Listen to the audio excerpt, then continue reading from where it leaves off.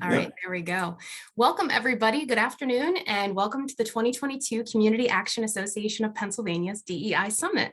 We are thrilled to have you. I know that everybody is so crazy busy and you had to forego other things to be here, so I really appreciate you spending some time with us today to delve into this really important work. For those of you who don't know me, my name is Leslie McRobbie. I'm the Education Director for CAAP, and I'll be handling things behind the scenes. Before we get started, I'm going to go through some housekeeping just to ensure a high-quality event. We're going to be using the same link for the entirety of the summit. If you need to leave and return, simply just rejoin using the same link that got you here. Everyone came into the session automatically muted. That doesn't mean we don't want to hear from you. We just want to eliminate background noise for our speakers. There is going to be opportunity for productive discussion, breakout rooms, and we encourage you to unmute your microphone at that time when you're prompted. And you may also make use of the chat at any point during this session. The presentation is being recorded and will be sent out to registrants at a later date. For planners wishing to get CM credits, 5.5 are approved and can be recorded through the AICP website.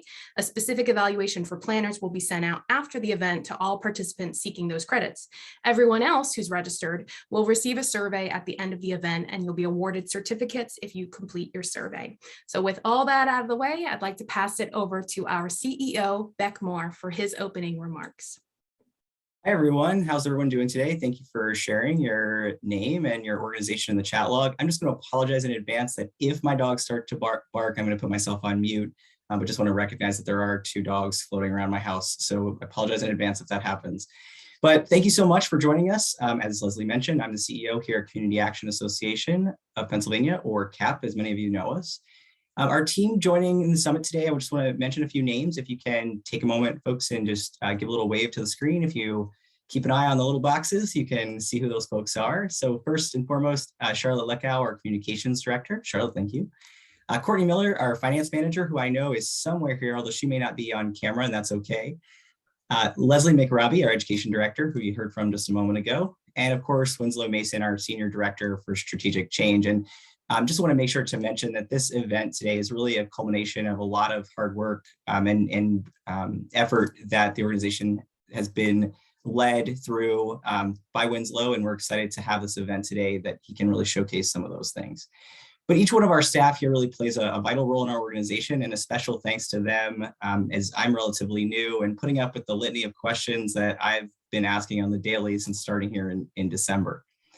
And for those of you who don't know who we are or what we do here at CAAP, just want to give a quick overview. So we're the state association. We serve 42 of the community action agencies in the state through collaboration, training, technical assistance, and really specifically, it's our role to strengthen, advocate, and empower the state network of all of our member agencies to effectively address the issues of poverty.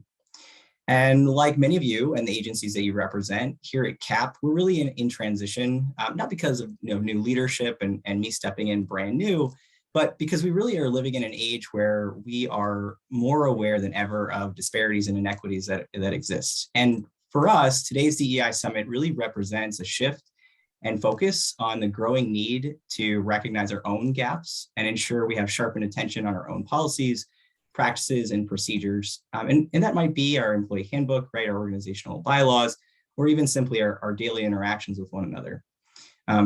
For instance, I will share that I had this moment where I was thinking about this event this week, and I just need to say and apologize up front and say to the group that we did not discuss services such as an interpreter or closed captioning for participants that are deaf, hard of hearing, or folks that might be blind or vision limited. And so I just want to say thank you to Leslie McRobbie right now, who I posed this question to sort of in the 9th hour, and she helped to figure out integrating closed captioning.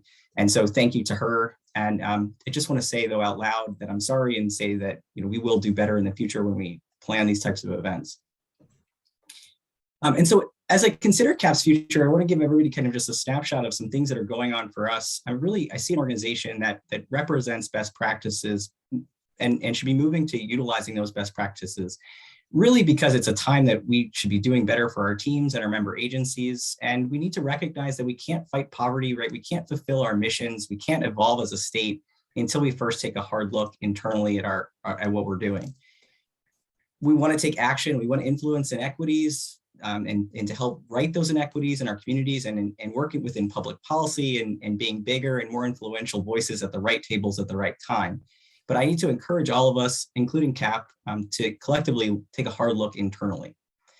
We recently had a conversation on a member agency call where we started to talk about, for instance, calculating living wage. And through the course of that conversation, we started to talk about our own internal wages. And someone made the comment that, the fact is that many of our employees that we represent as a network of community action, that a lot of those folks, our teams, would really qualify as a client because of the salaries that they're earning. And as someone who has managed a large nonprofit in the past, I appreciate the challenge that wages represent, and the retention of those folks who are in our lowest paid jobs, how we classify those jobs, and how we can find the best benefits. It's not easy. And particularly at a time where we all see needs growing and funding oftentimes staying the same. And it's difficult decisions like those that we're dealing with on an everyday basis. But as we think about today's work around the DEI Summit, the truth is, right, that some of the conversations we need to have are even deeper and simpler than that. Things like the applications that we use, the words that we use to create categories in order to track our clients and our employees, those words can often be not very inclusive. They can be triggering for some folks and immediately can set individuals up to feel minimalized, unheard, and unseen. And depending on your lived experience, right, we may not recognize that that's an issue, or we may not understand that the issue that's at hand. And for something that's even simple as a blind resume screening to eliminate bias is not a common practice.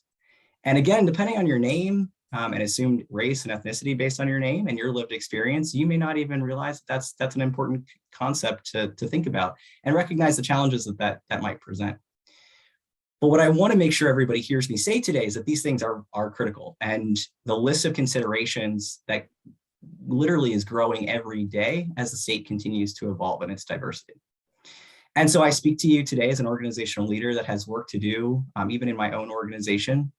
And I challenge us to agree that today and tomorrow really needs to represent two things. One, learning. None of us will remember everything that we talk about today. You may only have one small takeaway, but ultimately the first challenge is really to agree to listen and learn. And two, a commitment to looking internally and identifying at least one thing that each of us can influence as a member of an organization, a business, a club, or even something that you can integrate into your own day-to-day behavior that you agree to act. So first is that listen and learn, and second is the agree to act.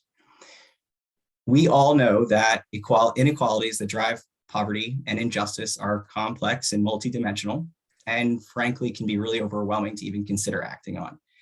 But we have to start somewhere, and collectively we need to act together with this focus on DEI. I also hope the other thing you hear me say is that DEI is not simply a trend, right? It's not something to just talk about. Learning and creating practices with a widened lens to others around you, and listening and actually listening to others and about their lived experience will solve hiring challenges. It will make your organization stronger. It will help your community. It will help our community and our state be stronger. All of us are integral and influential in some way in our lives. A good friend of mine who actually helped to shape some of the summit recently said to Winslow and I, as a matter of fact, I don't like to say the word change. People react to the word change, except when we're talking about leaders and being an agent of change. And the reality is that leaders are and should be change-making leaders. And so I just want to say thank you again to everybody for joining today and for agreeing officially to being a change-making leader. And so with that, I will turn it over to Winslow to really kick us off and move us along in our agenda. Thanks everyone again. So happy to be here. Thanks, Beck. Thanks everybody for coming. As Beck mentioned, my name is Winslow Mason. I'm Senior Director for Strategic Change at CAAP. And in this role, I do a lot of work around leading our team and our staff and our agencies around diversity, equity, and inclusion. And just want to frame this summit for a real quick moment. Last August, I believe, we had a community action conversation on DEI. This is when a number of our community action agencies came together and really started grappling with this idea of not just understanding DEI and understanding race and bias, but then how do we really dig in and implement DEI across Pennsylvania? And what came out of that conversation was the need and idea of bringing partners, stakeholders, and other folks from across Pennsylvania together to really have this robust conversation on DEI. So this is really a learning experience for us. It's a way to partner with everybody who's doing this work across the state. We want to be collaborative in this work, and we want to hear from you about kind of what you're experiencing, how you're managing. We want to learn from you over these next 2 days. So I'm just excited that everyone's here. And I'm going to take this opportunity now to introduce our keynote speaker, Mr. Jerome Underwood, who agreed to kind of provide the keynote address for today. And I'm going to do a little bit of background on him. Jerome, I'm going to read your bio. Jerome Underwood is president and CEO of Action for a Better Community. The agency of 400 staff is part of the national network of 1,000 community action agencies originally established under the Economic Opportunity Act of 1964 to fight America's war on poverty. Offering services in Monroe and Ontario counties, New York State, ABC serves families by offering an array of programs and services in the areas of employment, early childhood education, youth services, adult education services, health services, community development, and energy conservation. Racial equity and justice advocacy is core to ABC's work. The agency's mission is to promote and provide opportunities for low-income individuals and families to become self-sufficient. Born on the beautiful Caribbean island of Antigua, Jerome holds an MBA in finance from RIT and a Bachelor of Science degree in accounting from St. John Fisher College. He is a pioneering graduate of the United Way's African Leadership Development Program and has been part of the program's faculty. Jerome is a board member of Highland Hospital, Common Ground Health, Wilmot Cancer Institute's Advisory Board, Rochester Education Opportunity Center Advisory Board, and is co-chair of the Rochester Monroe Anti-Poverty Initiative. In the 2015-16, Jerome served as Rochester Institute of Technology's Minette Professor, a position chosen by the university's president and past Minette professors. He is a founding member of the Greater Rochester Black Agenda Group. An avid lover of soccer, Jerome also enjoys mentoring young people and does motivational speaking in the subject areas of African history, spirituality and culture, leadership, education, and personal management. Jerome is married to Lorna, and they have 3 adult children, Nkosi, Damali, and Shakir. And Jerome, I hope I said the names right. I hope I mentioned them right. You're real close, real close. I pretty much on the money. They won't fault you for that. I won't, for sure, but they'll be fine with that. Thank you, Winslow, and thank you to all of you for being here. As Beck mentioned, you have options of how you want to spend your time, and this issue of DEI is really, really, really, really important. And certainly that's going to be the crux of what I'm going to talk about today.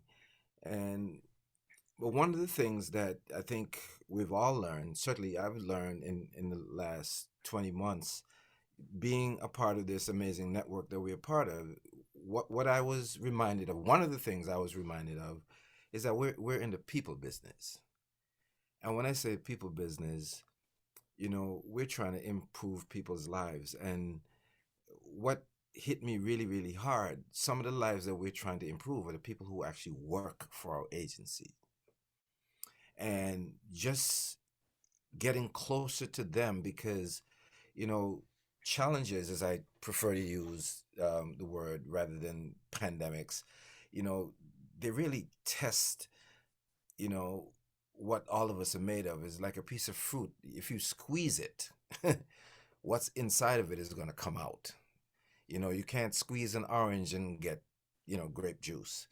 And so we learned some things about ourselves over the past, 24 months, which is very, very applicable to our subject matter because the diversity among people, people suffer differently. People experience joy differently. And it's when things are tight, you get to find out really, how they get down, let's put it that way. And, what we did, Action for a Better Community, ABC as we're called for short, we spent some time getting to know our folks. And I'm so glad we did that.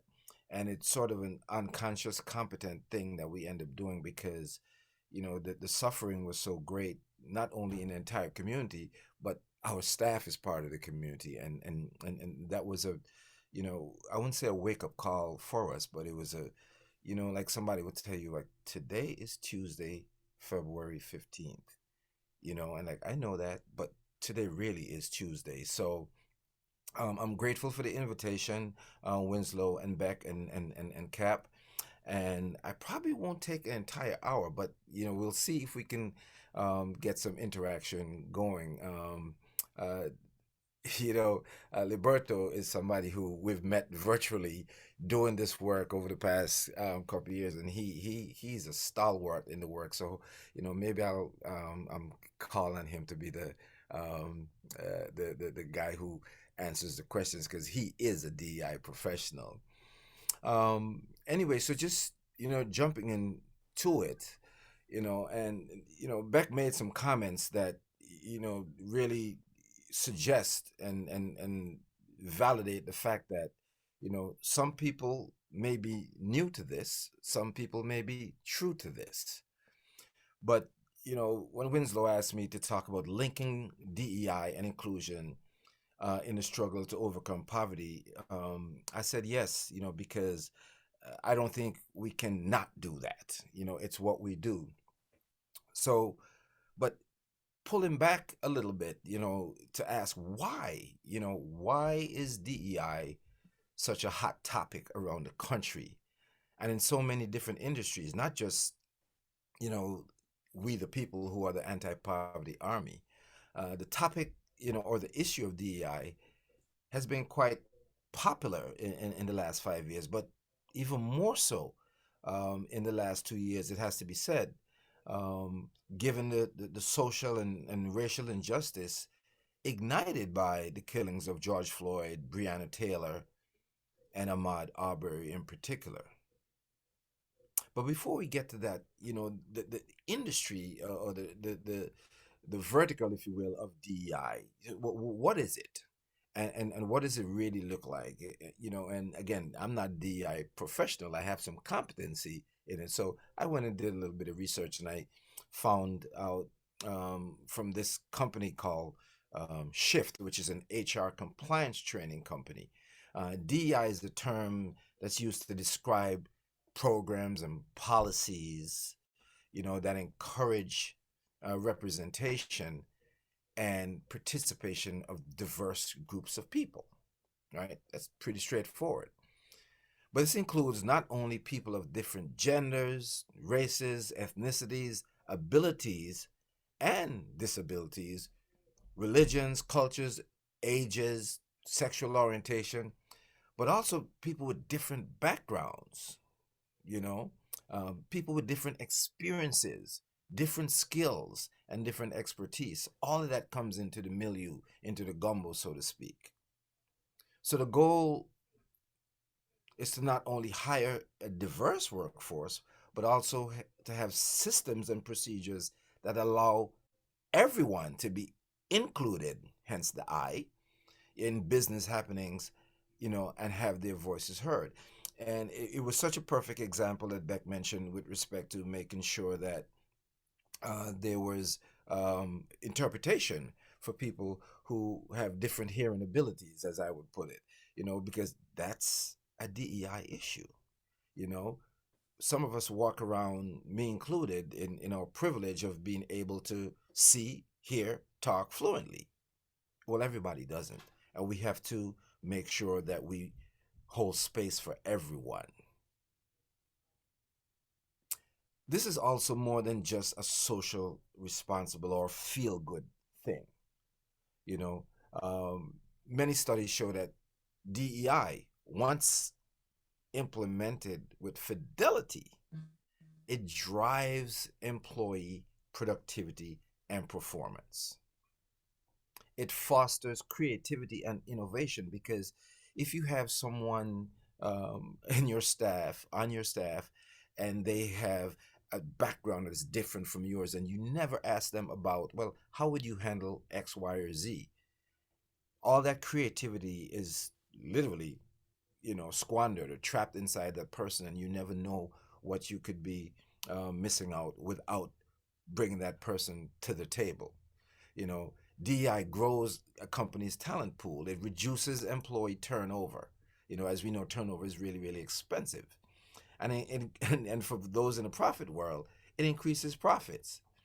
So some additional benefits of DEI, employers who create and invest in a culture of DEI, they find themselves that the companies are more productive, they're more creative, they're innovative, and financially successful. And they attract better candidates. And with what we've all experienced in the past year, in particular, the Great Resignation, it's been called. We see people are moving around quite a bit.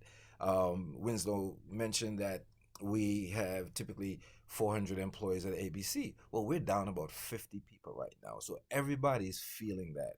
And employees, it's their market right now. They can pick and choose and trust and believe that when they're looking to make the decisions, particularly millennials and Gen Zers, are driving a richly diverse labor pool into business arenas, screens, and virtual spaces. They're actually, sort of setting the table and calling the shots of where they want to go. And they're looking at DEI, and asking companies, well, what are you doing in the DEI area?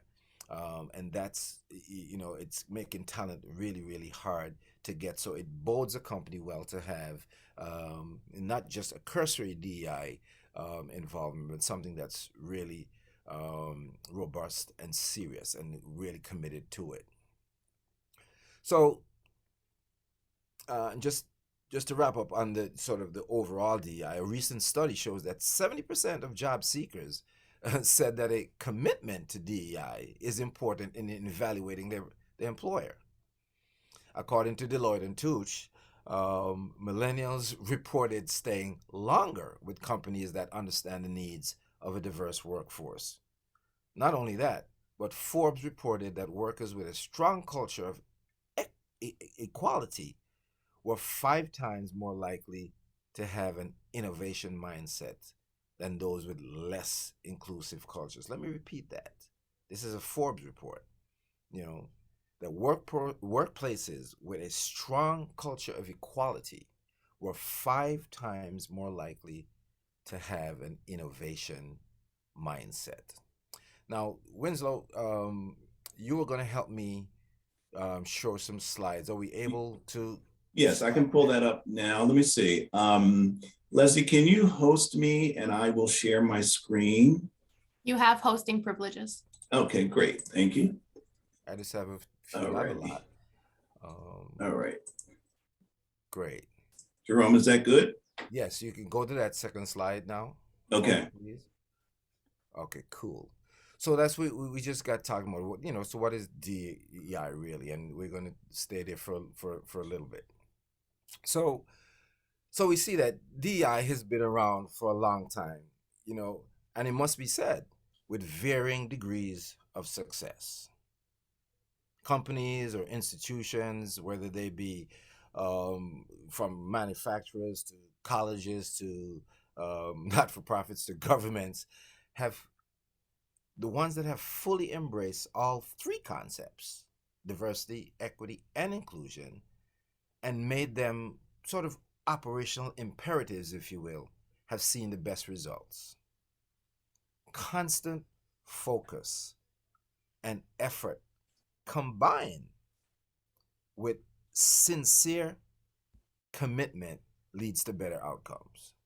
I can't say that enough, that constant focus, and Beck mentioned that, because this just can't be a flavor of the month thing. It needs constant focus and effort combined again with a sincere commitment, and that's going to lead to better outcomes, right?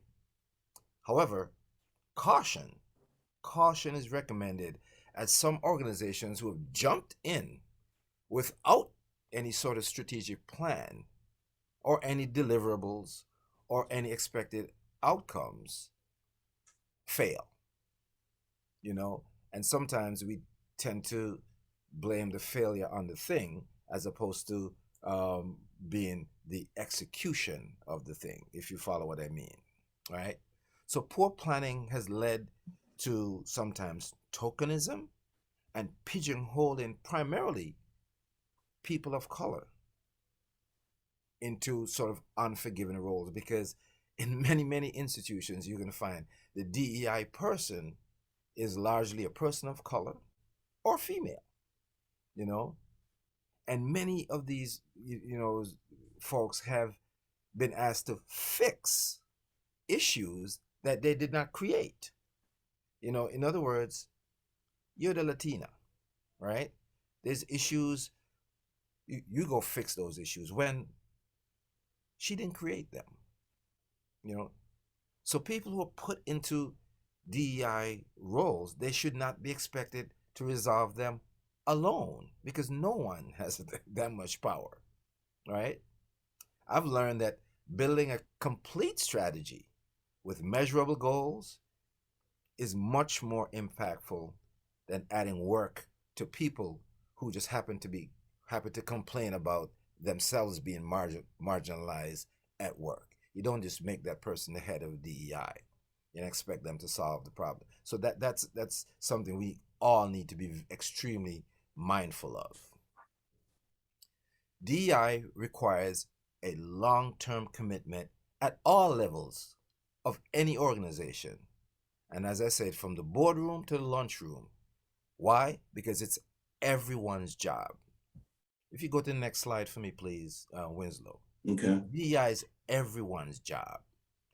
Organizations thinking about DEI should first examine their own cultural competence, both personal as well as institutional cultural competence, even before embarking on the journey. Leadership with respect to DEI is really, really, really important. So what's on the screen is a definition of cultural competence, and I pulled it.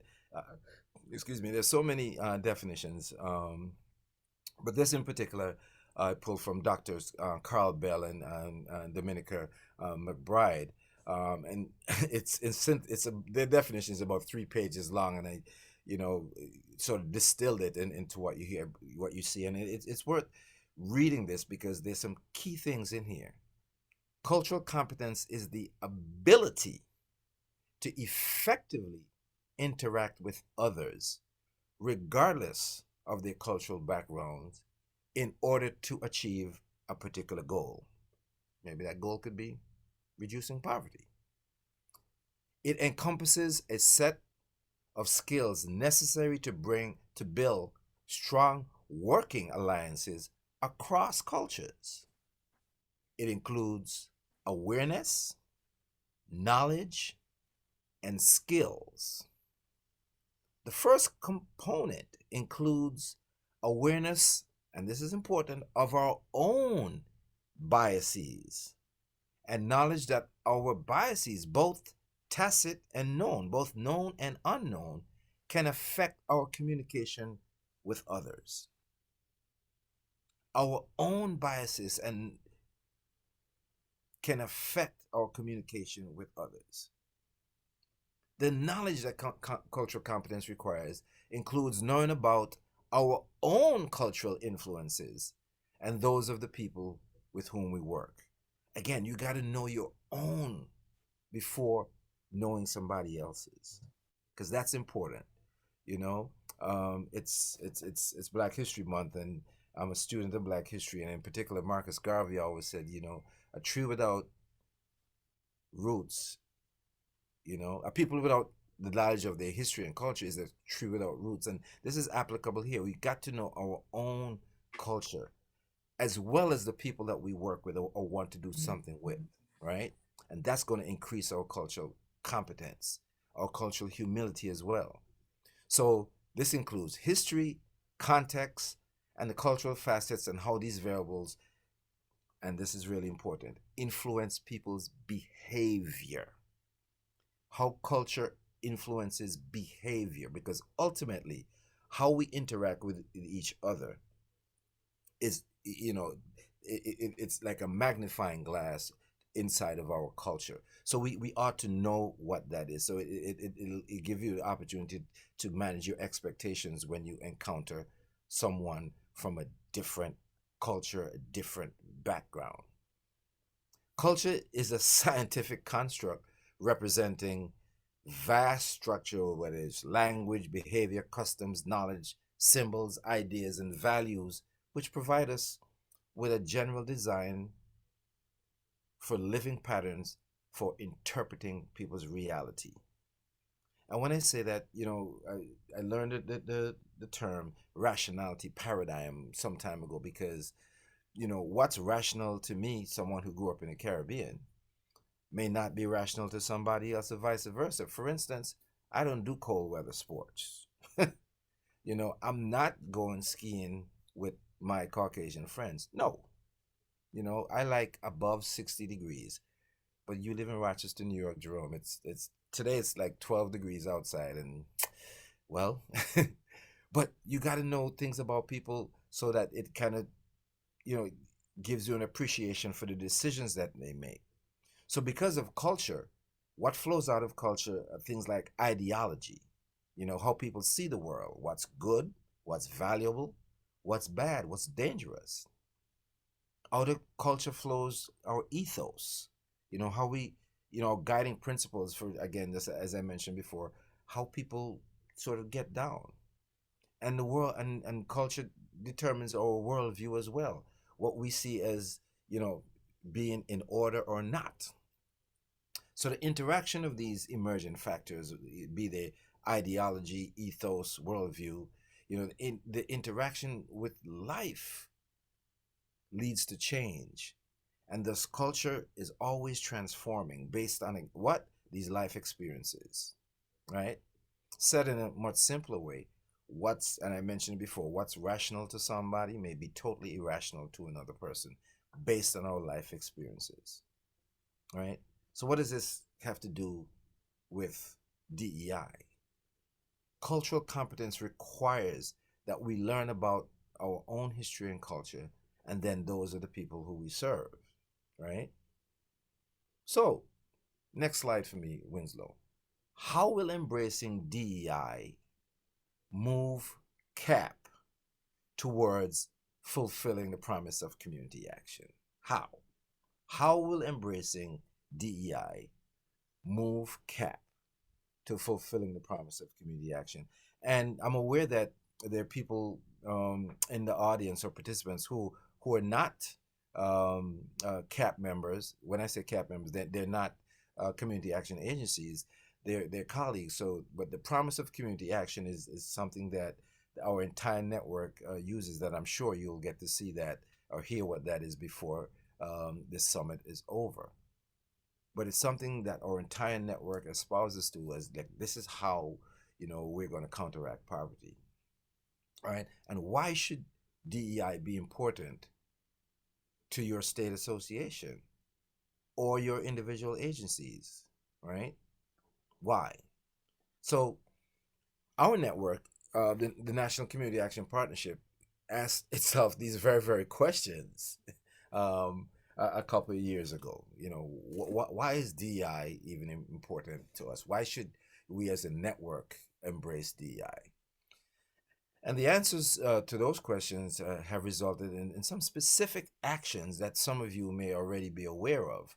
So I'll share just a little bit of the thinking and resulting actions with you.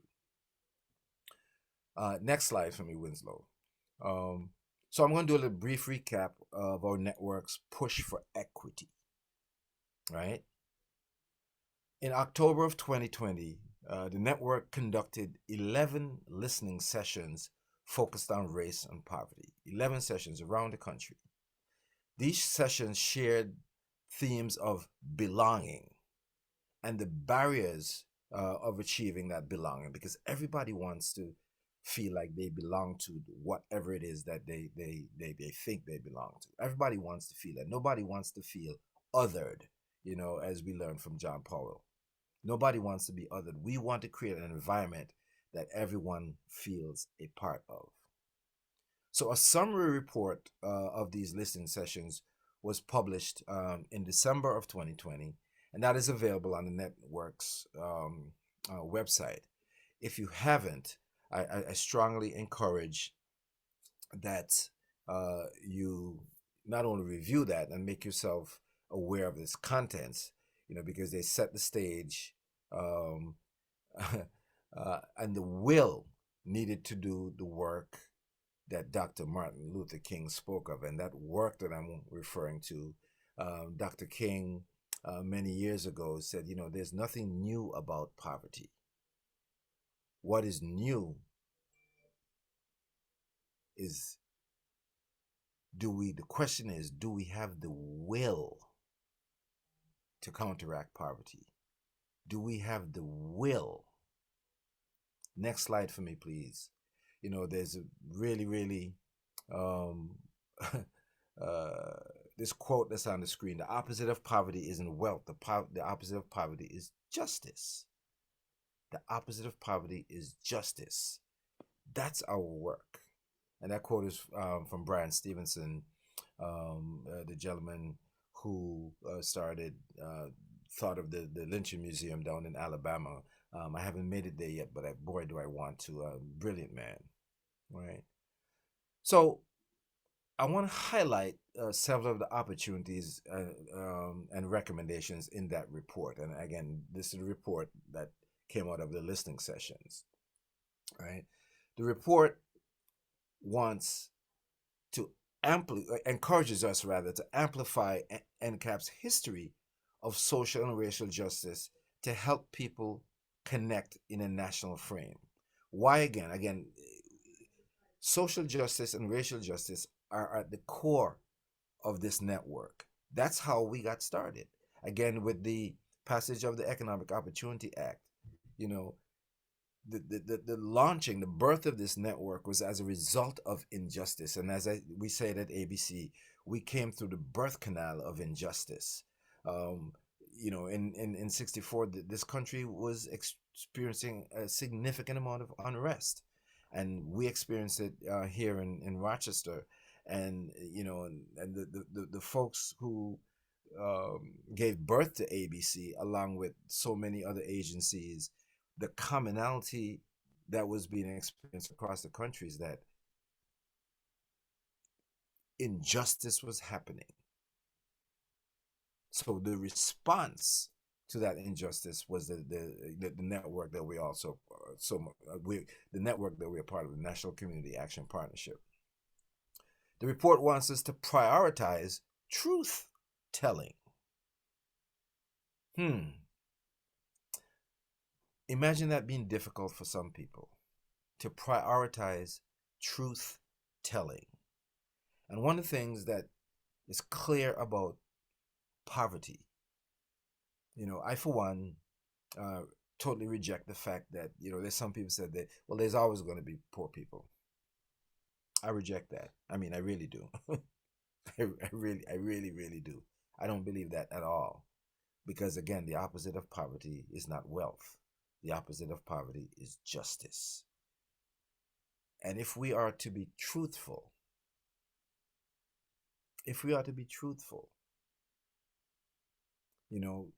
this country that so many of us call home, including me, I've been living in the U.S. now 36 years, much more than half of my life. I've raised my family here. My wife and I have been married 32 years. But there's some truth telling. When we talk about this country has what I call two original birth defects. One is the genocide of Native people, and two, the enslavement of African people.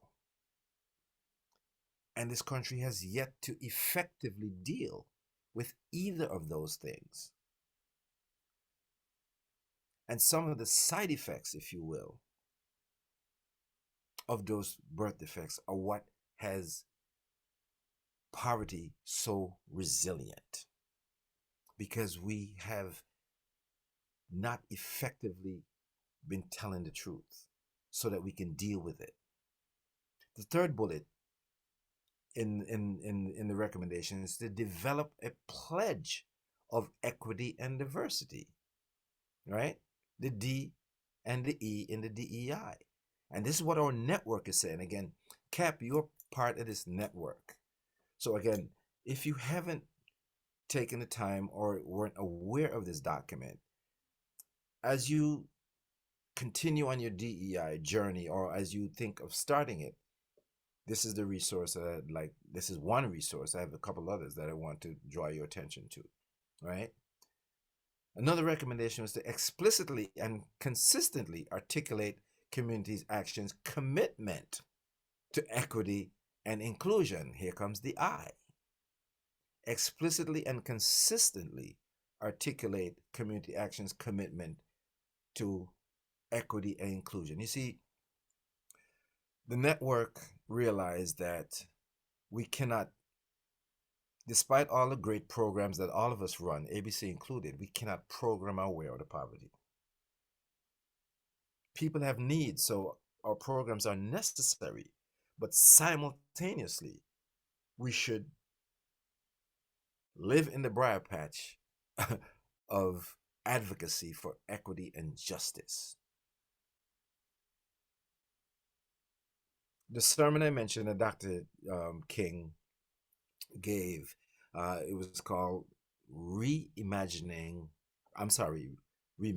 Awake Through a Great Revolution. And he gave that sermon in March of 1968, shortly before he was murdered. And he said, this is America's opportunity to help bridge the gulf between the haves and the have-nots. The question is whether America will do it. There's nothing new about poverty. What is new is that we now have the techniques and we have the resources to get rid of poverty. But do we have the will? Do we have the will?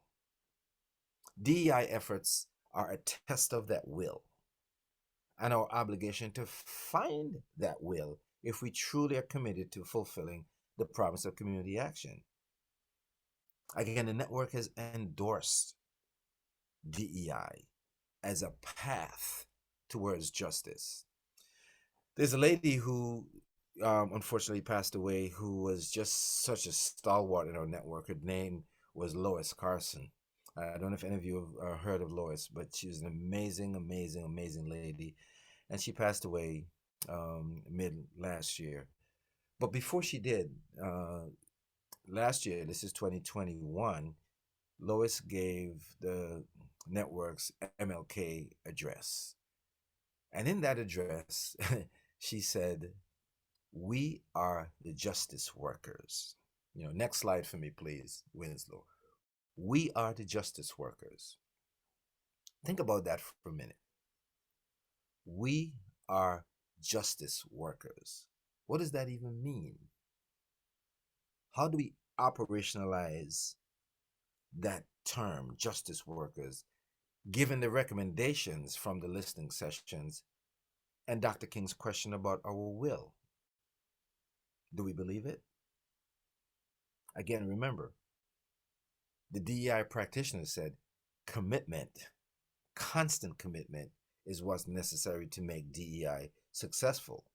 And again, because if we don't implement DEI with fidelity and it doesn't work, then it's kind of like, I don't know, making lemonade without lemons and say, this doesn't taste good, right? So I submit that a pathway to get us there, for us to become the justice workers that Lois talked about, is to grow our agencies into what's called an anti-racist organization. To grow our agencies into anti-racist organizations. See, that's going to help us to be justice workers. There's a distinct pathway to do so, beginning with leadership. Racial and social justice is at the core of our network's DNA. Everyone should be singing from that hymn sheet. Everyone. However, if you're like me and you can't sing, you should clap, hum, tap on a bench, or something. Whatever you do, the North Star of racial and social justice is our guide. We cannot counteract poverty without dealing head on with racial and social justice. Now, the pathway to becoming an anti-racist organization also involves personal and collective work. It is anchored in action. It is anchored in action, constant action. Once again, commitment. But I tell you what, it can also be quite exhausting. Ask anyone doing this work, it can be exhausting. That said, we can learn from the birds who, we know birds fly in formation. And when the bird at the front gets weary, another one takes his place. Why? So that the flock can stay on course. We have to keep moving. CAAP has to keep moving. So how do you become an anti-racist organization? Next slide for me, please, Winslow. How do you become an anti-racist organization? If you haven't done so, I suggest you have a racial equity assessment of your agency done. At a minimum, a self-assessment, but one preferably done by an independent entity, a consultant. There are a number of self-assessment tools that can be used. In this case, and what you see on the slide, I reference one done by the Eichenberg Institute for Relationships, and specifically work done by Dr. Ken Hardy. The tool consists of about 30 questions about the board, senior management, middle management, maintenance staff. It's essentially everyone in the organization, and it overtly examines demographics, policies, climate, and perceptions of everyone in the agency. Now, that's just one tool. I mentioned, Libero is here. He is an expert, and I hope that he'll be up further in the agenda because he is an expert in this topic. A companion tool to the self-assessment is the characteristics of an emerging anti-racist organization. Because again, like young people say, there's levels to this, right? So that characteristics document, it lists 10 states of being that organizations have achieved and or constantly work toward, because you're never done with DEI. You're never done. A quick review of the characteristics reveals that equity work is, like I said, it's ongoing, and it's centered in racially based self-study, self-interrogation, and self-reflection. That Michael Jackson song, starting with who? Person in the mirror. Once again, the question of will. Do we have the will to do the work, to put in the work? Do we truly believe and know that focusing on equity, focusing on everyone feeling like they belong, if we do that, that would lead to better outcomes for everybody? We got to keep pushing, folks. Our network has to keep pushing. Why? Because we're the justice workers. Pennsylvania has to keep pushing. I spend a little time looking at Pennsylvania's poverty data, and I'm not going to talk about it in my remarks because, Winslow is going to cover that. But data is our friend, and Roma is something that, our network embraces fully. But when we look, the data also tells us, hey, we need to do something because there's some serious disparities here. Many of them slanted along racial lines, many of them slanted along people with disabilities, many slanted along the LGBTQ lines. Why is that? Why is that? We need the will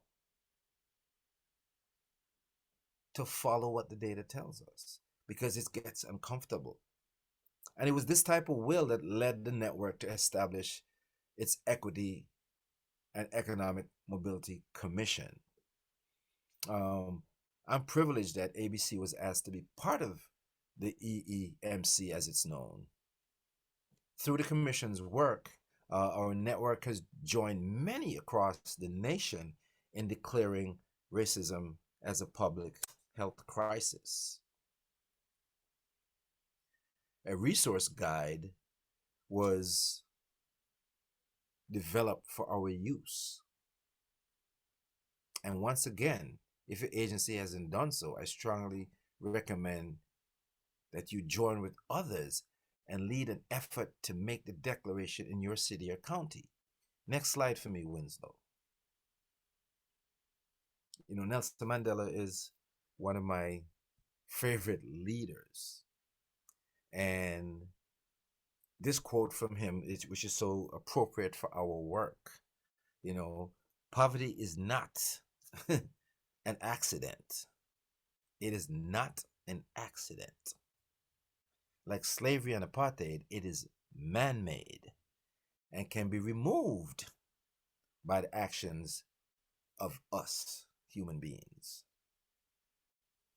So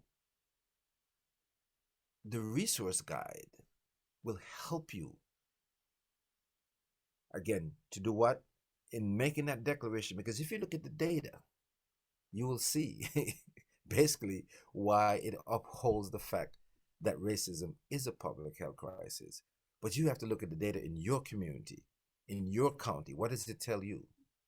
You know, those of us who are commissioners are here to help you with that as well. But you, again, must have the will. You must have the will.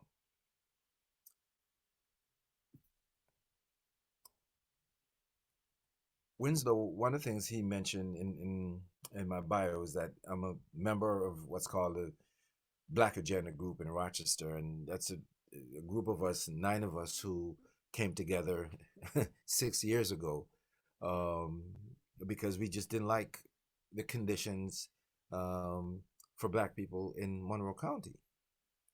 Anyway, fast forward to here comes COVID. You know, we actually, you know, back in 2016, we wrote a Black Agenda focused on education, health and well-being, and economic development. And we were going about doing what, you know, we do, working on things like that. And here comes COVID. And in Rochester, we made the declaration of racism as a public health crisis. We actually did that on May 19th, which just happens to be Malcolm X's birthday. We did that on May 19th, 2019, before George Floyd was killed. Before George Floyd was killed. And that year, you know, because making the declaration is one thing, right? What you do, as we call, you know, endorsing the declaration, we call that the transaction. But what do you do that's going to be transformational?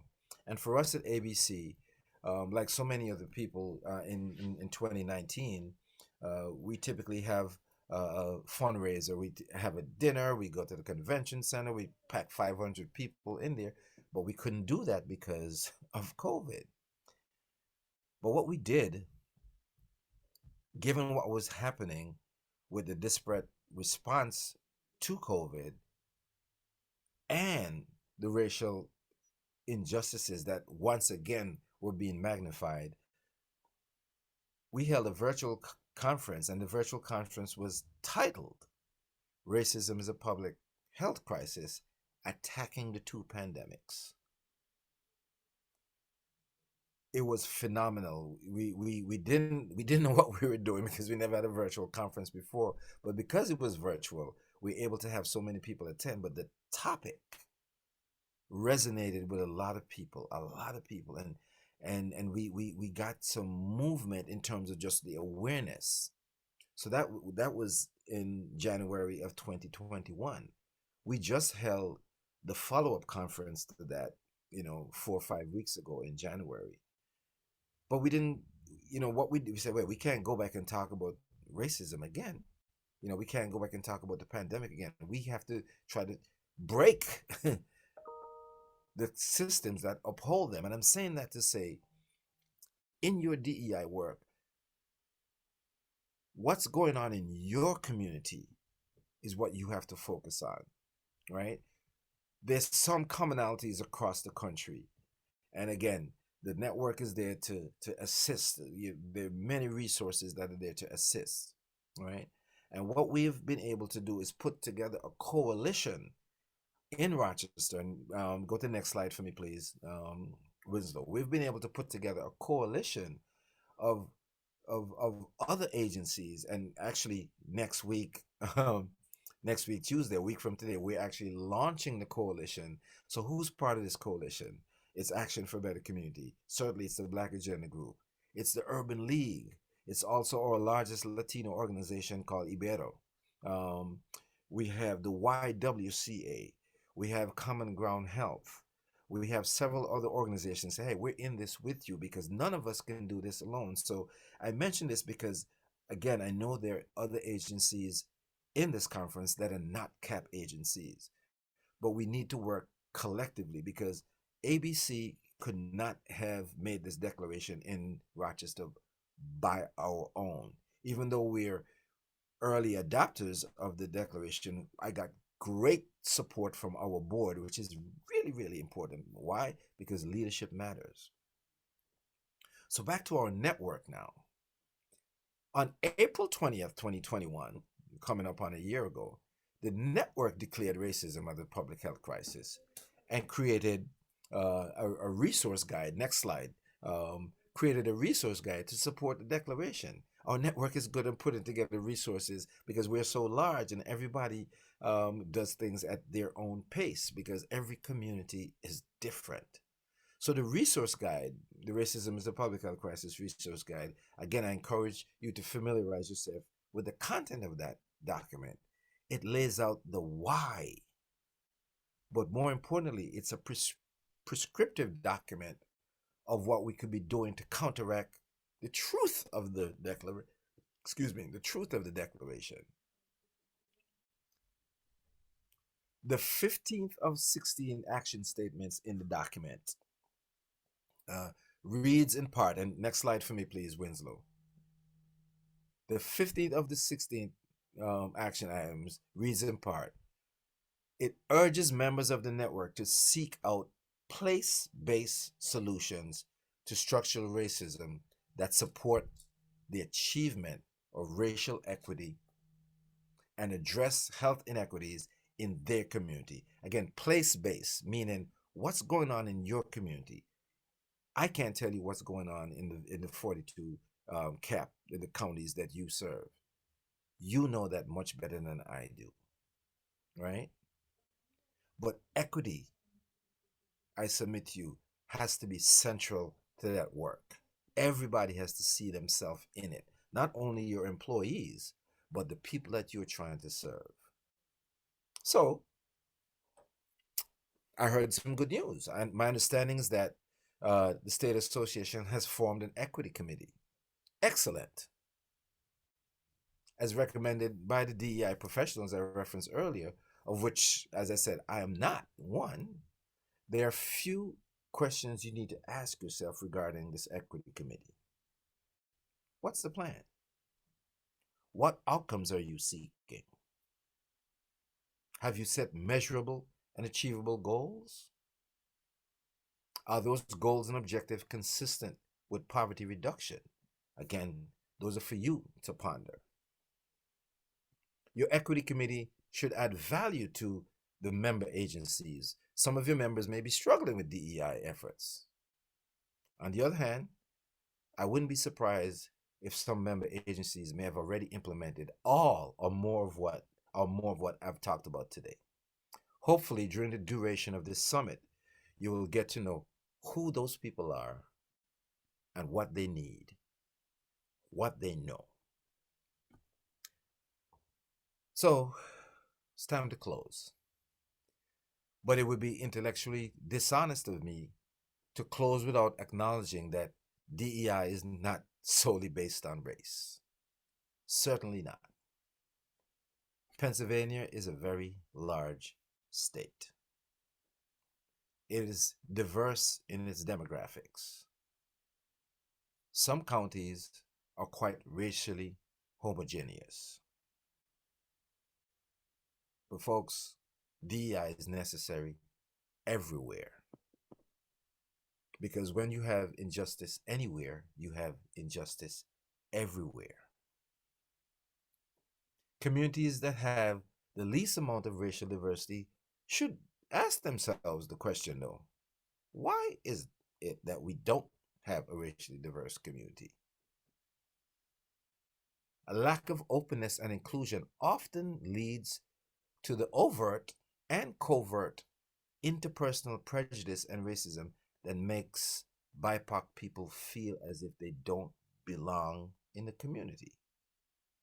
You know, it's quite easy to say, well, you know, we have a wonderful community, but you know, I don't know why, you know, people of color don't come here. Well, we need to think about that, because there may be fear involved that people actually don't belong. Without racial diversity, many people in the community can go most of their lives without interacting with someone of a different race. They then face a culture shock when they go outside of the community for whatever, for school, work, leisure. But in homogeneous white communities, DEI efforts and thought processes must go beyond the sphere of race. We have to go beyond race.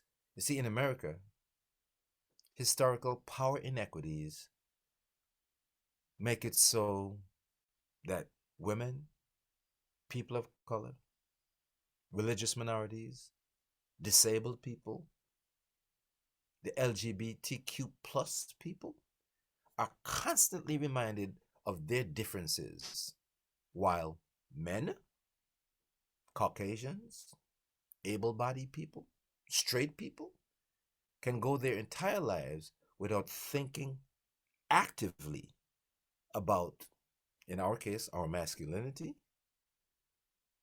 in the case of Caucasians, their whiteness, in the case of able-bodied people, or in the case of heterosexuals. They don't have to think about sometimes, you know, anything other than what they are.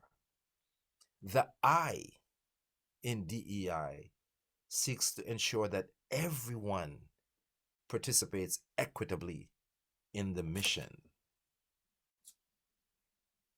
Next slide, please. Everyone has to participate, in the mission. Remember, we're justice workers.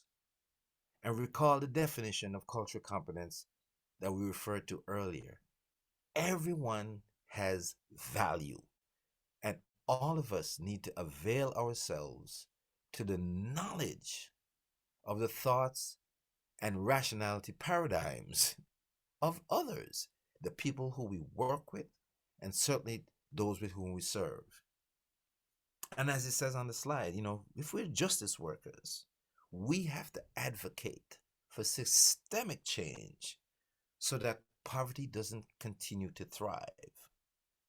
So when we look to change communities, we first have to get this knowledge, and hopefully, you know, what I had to share today was somewhat edifying to at least one person. And knowledge leads to understanding.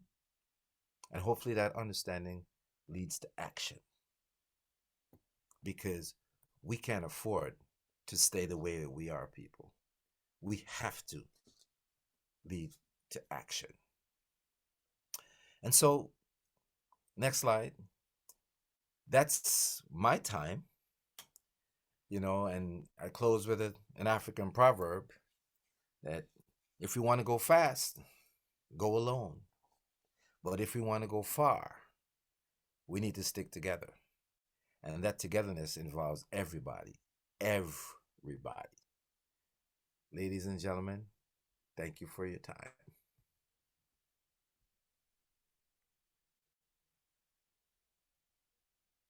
Jerome, thanks again so much for providing some real, what I'm hoping is inspiration for the rest of the 2 days that we're going to be spending together.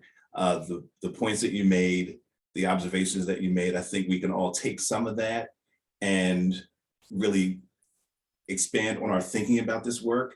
I really like the idea that you're mentioning that it's not about race. We're going to be talking about that over the next couple of days. I like the idea that you're mentioning it's really collaborative when we think about diversity and equity and all of us working together. So I really appreciate you sharing both of those points. And I know we're coming up on the break, but I wanted to make sure there might be one opportunity for someone to put a quick question in the chat for you in case they, because I know you're going to be leaving shortly, but I want to make sure people had a chance to maybe field one question if they had something that they wanted to share. So folks, if you had a quick question for Jerome or want to make a comment, please do that now. We want to make sure we express the value that he was able to bring to us today. So I wanted to make sure we had an opportunity to do that. Lots of thank yous in the chat. Great, thanks so much, Leslie. So Jerome, once again, thanks again so much for spending some time with us today. And we're hoping that you can stay with us as long as you can. As Leslie mentioned earlier, this link is going to be going for the next 2 days. So if you have to pop out and come back, that's a great thing. But thanks again for sharing some words with us and kind of getting us started on this journey today. And you know, my thanks to you in particular, Winslow, for stalking me and you know, because we really are in this together. And you know, just looking at there's 119 people on the call, and I want to say thank you for them for staying engaged. It's so hard to do things virtually, you know, when you can't see and feel the vibe, so to speak. Right. But I'm just looking at some of the comments, and you know, my thanks are to you, and you know, just for being engaged and you know, being willing to even try, you know. So the network has a lot of resources that are available because again, to help in this and to guide and you know, and hold accountable as well, Right. because that's a big part of, we really have to make sure that, you know, how do we evidence, how do we know that we're actually helping people's lives? Right. How do we know that? You know, and I think being inclusive, you know, and having the customer's voice, you know, is a great way. If somebody say, hey, you know, my name is, you know, Jerome, and you know, I went to XYZ agency, you know, 2 years ago, and now I'm that type of thing. But as I've heard someone say, if you're not at the table, you're on the menu. That's right. If you're not at the table, you're on the menu. Great. So we have to have as many people at the table as possible, co-creating the solutions that's going to really change their lives. And, you know, those solutions are, I think, mostly with changing laws, changing policy, and changing practices that allow, you know, racism, misogyny, any of the oddities to exist as comfortably as they do. And, you know, as Dr. King says, we have to get the will, and we got to go fight. Good. Okay. Well, with that, I'm gonna let that be the close, Jerome. And again, once again, thanks again for spending some time with us. And we're hoping that you'll be able to stay around for the rest of the summit. Folks, we're going to take a 10-minute break. I'm actually going to come back and we're going to get some voices in the room. We're going to do some dialogue interaction. We're going to really do some learning together. So we're going to take a 10-minute break and come back. It looks like it's 1:10. We'll come back at, I'm sorry, 2:10. We'll come back at 2:20, and then we'll get started with our second session. Thanks, everybody.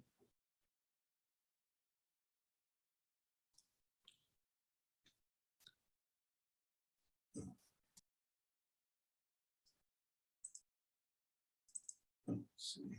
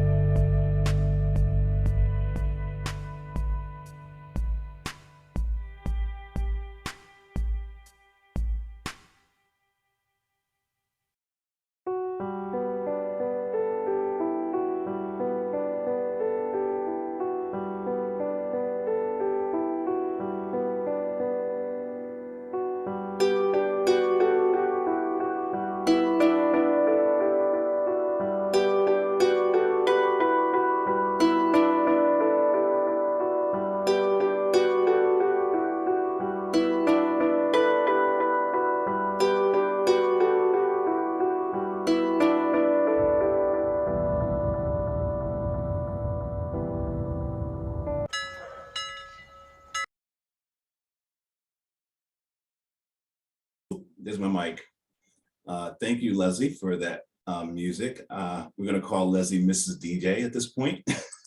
Let me see if I can share my screen. Oh. Sorry, folks, I was supposed to do this before we got off the call.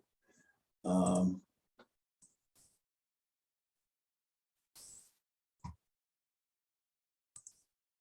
right. Can everybody see this? Yes? You're good. We're good. We're good. Okay. Okay. I may need to hear some folks, so so just say, just so I know everybody's here. But looks like we've got the full room back. So welcome everybody as you're just coming back. We just came off a break. In case you missed the early part of the session, we just heard a keynote address from Jerome Underwood, who, among other things, serves as a member of the National CAAP Equity Committee. And he's done a lot of work in terms of the National Community Action Partnership, really looking at equity and looking at diversity. So he was able to provide a bit of inspiration for us. I know I was inspired around the collaborative nature of this work. And probably toward the end of the session, we did a little recap, but I'm just curious about some other folks, how you took the conversation, what inspired you, what were some of the key takeaways. You can put some things in the chat. Libra, I might ask you, since I want to get some voices in the room, just any quick takeaways from the talk.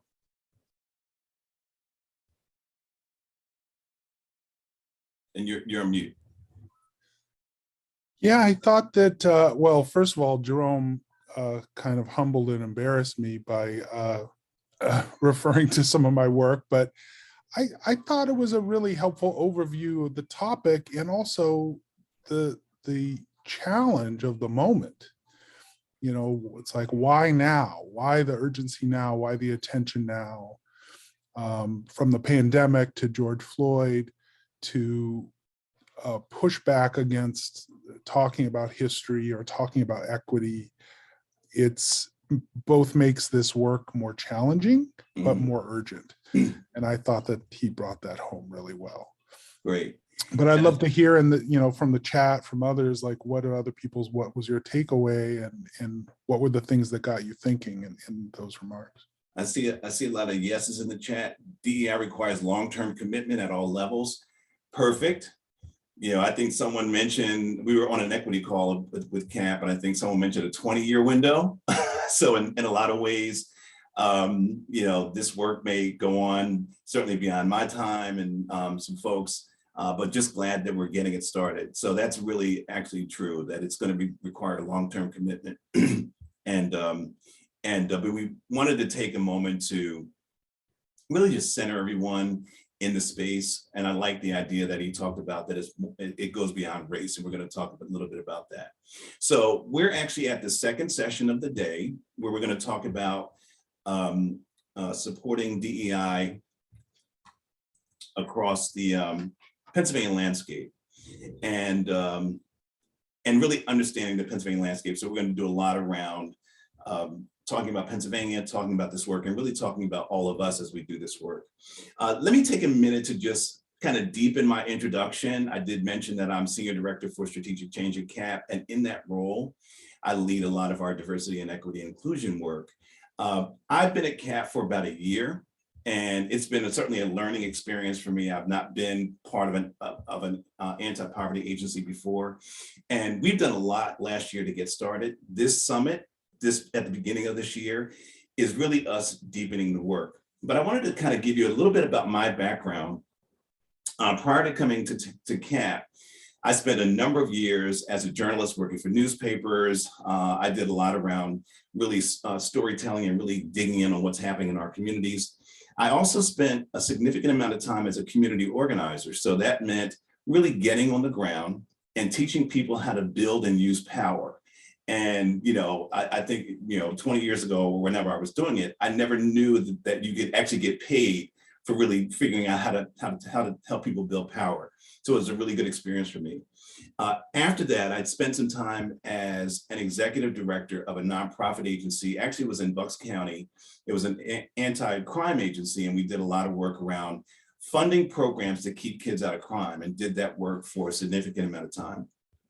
Left there, got a master's degree in organizational development. And really, if you don't know about OD, it's really this idea of systems thinking. How do we begin to think about systems? And so that was the work. And so I've spent the last 5 years really digging in to this DEI work. I'm really digging into diversity, equity, and inclusion.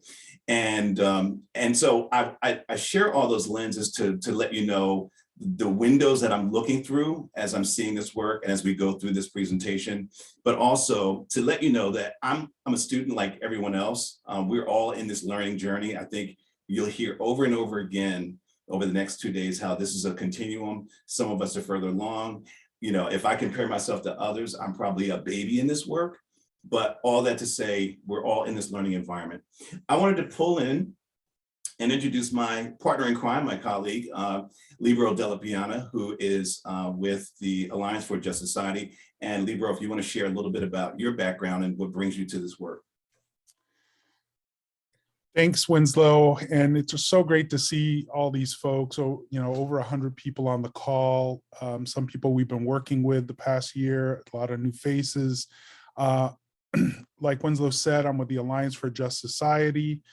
We're a national nonprofit that really comes out of community organizing, but is deeply rooted in, 30 years of racial justice work. And I really take to heart what Jerome shared about, in order to be real advocates of equity, we have to be anti-racist organizations. And we don't look at race exclusively, but part of the reason why we focus on race is because it's such a central and kind of sticky, pervasive aspect of inequality in this country, and is intertwined with all other forms of inequity, and it teaches us a lot.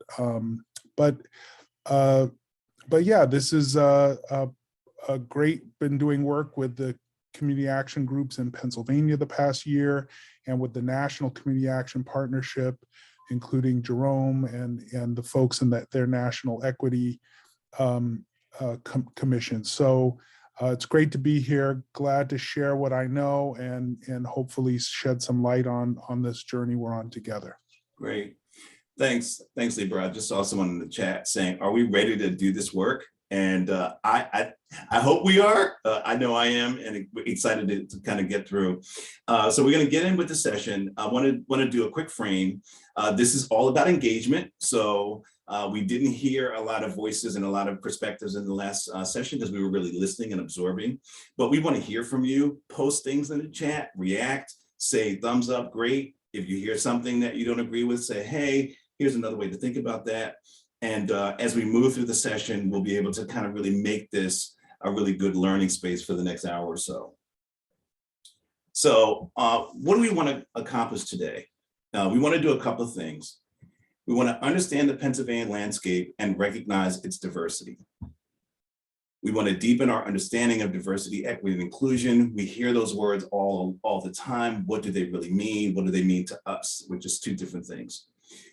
We want to lay out some strategies to implementing DEI effectively. We want to identify some paths to action, which hopefully you'll be able to engage us on that as well. And all in all, we want to provide a collaborative learning space within DEI work. And as I mentioned earlier, when we did the action conversation last summer, one of the things we knew we wanted to do more of is really engage everyone across the state and really be part of this kind of broad network of folks who are doing this work. So let's look at Pennsylvania. Let's understand Pennsylvania's diversity. And we're going to ask you to put some things in the chat and really engage with us. But what are the many ways that Pennsylvania is diverse? I put this map up to immediately show that Pennsylvania is not just Philadelphia and Pittsburgh. It's not just, it's a lot of different things. So if you can, put some things in the chat that you say that makes up Pennsylvania's diversity. And it could be anything that comes to your mind. And I'll start kind of shouting out some of the things that come in the chat, if you can say it. Rich culture diversity, excellent, excellent. Rich culture diversity, culture is one of those things, rural and urban. Yes, I had that. Food, languages, perfect. Yep, I see it. Languages, anything else? Migrants, religion, Amish, agnostics, historical communication, geography, multiple religions in the coal region, excellent. All these are good. Pennsylvania has a long history in the abolition of slavery. Thank you, yes. Vast differences, all that's great. And slang, politics, yep. So diversity is who we are. It's what makes us who we are. And so I see a lot of those things and really recognizing a lot of the diversity that we have across the state. So all that to say, diversity is not something that we aspire to, it's who we are. It's what makes us who we are. So it's really time to really recognize that and celebrate that. And one of the other things I thought would be interesting, and I got this idea from our team, someone mentioned languages when we talked about diversity, and I'm curious about many of the languages that you're hearing across Pennsylvania. I grew up in Philadelphia. I still basically live outside of Philadelphia, but I know there's a whole host of other regions across the state where they may be talking in different languages and different things. So any thoughts on languages that you're hearing? I know there may be some, I know we have English and Spanish, of course, probably some Russian and Polish, but just wonder if you're hearing. I see Nepali, great. Anything else? Wow, you're seeing Spanish, Arabic, yep. Haitiana, Creole, Haitian, I'm not sure I'm pronouncing that right, sorry. Portuguese, Bulgarian, wow, that's different. Swahili, perfect, that's great. Somebody said Haitian Creole again, yep, Portuguese. Again, this is really helpful because language is one of the ways that we are diverse. And I think the more we amplify those things and more we amplify languages, it really reminds us to amplify our culture and amplify the folks who are here. I see Vietnamese, certainly Chinese, so that's great. Farsi, that's something I'm not familiar with. So any link to learning more, we're welcome to that. But the purpose of really kind of walking through this slide is to really ground us in this idea that Pennsylvania is a diverse state and we're all part of that difference. And it's something to be celebrated. And so I'm glad that everybody was able to kind of chip in and share some things about that. Now, let's start deepening our understanding about those three words that we hear all the time: diversity, equity, inclusion. And I'm going to actually start by asking, folks, what is diversity? What do you, how do you define it? Let's start with a definition of diversity. Anybody want to share some things in the chat? Leslie, if you find someone that wants to kind of speak up, we're welcome to hear some voices. How do you find diversity? What do you think about, how do you define it? Anyone, any thoughts on that? Let's see, unity, let's see that, great. Anyone else? Differences, perfect, yep. Various opinions, lived experiences, representation, great. Various opinions, great. Lived experiences, thanks, Beck, yep. All those are really great definitions of diversity. Dreams, that's perfect. That's another excellent way of defining it. Someone put a paragraph, I was too quick to read it. I'm sorry, belonging, great, inclusion of many. All of these are really, really great definitions of diversity. And I'll probably say this multiple times as we go through the next couple of days, as we start to really unpack words and definitions. Everybody's going to come to this work with some different perspectives. It's probably important to have your own, even though we're going to set some baselines for this, but it's also really important for you to understand what it means for you. I'm curious, as we talk about diversity, not just what is it, But what does it mean to folks when we think about diversity? Is it a good thing? Is it a bad thing? Are some people afraid of it? You know, give me some examples of what you think about it, not just a definition, but what you think about it. It's a fact. Great. Yep. Excellent. Anything else? Thanks, Jacob. It's necessary. Great. It is needed. Great. Beneficial. A blessing. I'm hearing all affirming words. Spice of life. I'm hearing it. Thank you. Gives hope. Love that. Love that. It supports our society development. Love that. It enriches all of us. Humanizing. Perfect. These are really all good ways to not just define diversity, but to think about what it means to us. Key to survival. I like that too. Welcoming. Yep, I'm seeing all sorts of great things in the chat. More sisters and brothers, right? Hope and love. Thanks, Thanks, Sandra. I'm gonna start trying to call names. Love that, hope and love. So yes, that is all of the diversity, all of what diversity means, all of what it is and more. I'm gonna offer a definition that we came up with on our team, and this is from Libro and other folks on our team, and our CEO, where we think about diversity, we want to give this for consideration. Diversity is acknowledging, embracing, and affirming differences. Now, again, this is not the definitive, all-encompassing definition of diversity, but it's something that we think about. Certainly, I know I think about when I think about diversity. It's first acknowledging someone who's different. And acknowledging someone is really the first step. But I think a lot of us tend to stop there and think that that's enough, where I would argue that it's embracing someone that really deepens that sense of what diversity is. It's embracing them. It's kind of bringing them in, giving them a hug, letting them know they're okay. And then also at the end of that, affirming differences. So, you know, it's one thing to just acknowledge someone, but when you affirm them, when you tell them that you're glad that they're the person they are, that's really what we talk about when we talk about affirming differences. And so, you know, this was really, really helpful in us understanding, you know, diversity and thinking about it. But for consideration and probably as I mentioned, my several lenses that I go through, that's what I think. These are the three things I think about when I think about diversity. So let's unpack the next one. Equity. This may be a tough one. So I'm interested to hear how they define equity. Fairness. Yep. Fair. Yep. Fair. Yep. Let's see. Fair. Respect. Respect is good.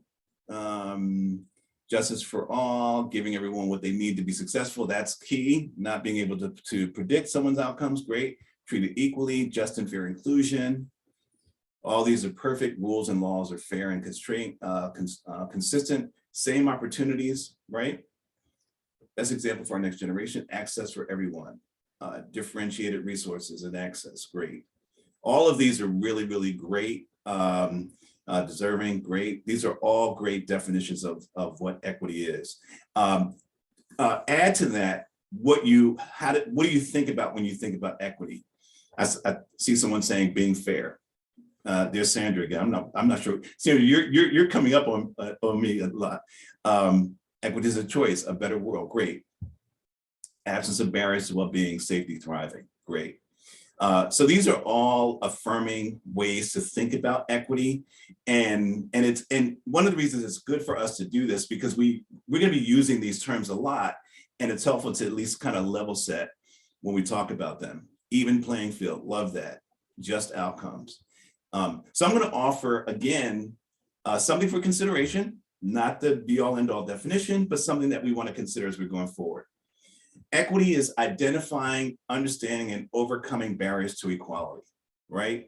And so many of you have probably seen that slide where, and I think someone mentioned it in the chat, really where equity is really about leveling the playing field, where there was a time where things weren't equal, where people weren't given the same chance, where people weren't afforded the same opportunities of others.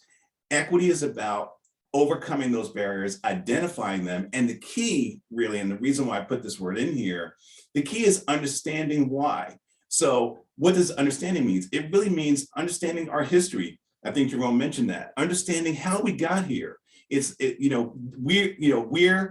We're evolving, as one of our colleagues often says. We're an evolving nation, we're an evolving country, we're an evolving state, but we came from somewhere. And in order to understand equity and understand how come things weren't so equal at one time, it's really about understanding why that happened, and understanding that is also the key to helping us overcome it. And we're going to talk a little bit more about how we really know our communities as we go along. So that's really great about equity. Last one, inclusion. This may also be a little tough, but I'll have everybody kind of share your thoughts about what inclusion is. Equal access, right? Power sharing, perfect. Valued, perfect. Belonging, save that word, hold that thought. Belonging is going to come back up. Empathy, perfect. Equal access to grow, all included. Being at the table. Real engagement. Thanks, Libro. Yep. Togetherness. And they're popping in. So this inclusion thing, when we hear about inclusion, we're often thinking about, that word welcome comes up. I saw the word belonging that came up, and you'll see that in a minute. But really, it's about all of those things. And it's really about bringing everybody in, accepting people that think and look differently, team players, perfect. You all are, rock stars in this. Everyone's part of the team, perfect, okay? Any particular thoughts on not just what it means, but what you think about when you see it? Any reactions to inclusion? Anyone have any thoughts on reactions and thoughts about what you see? It needs to be purposeful. Great. Yep.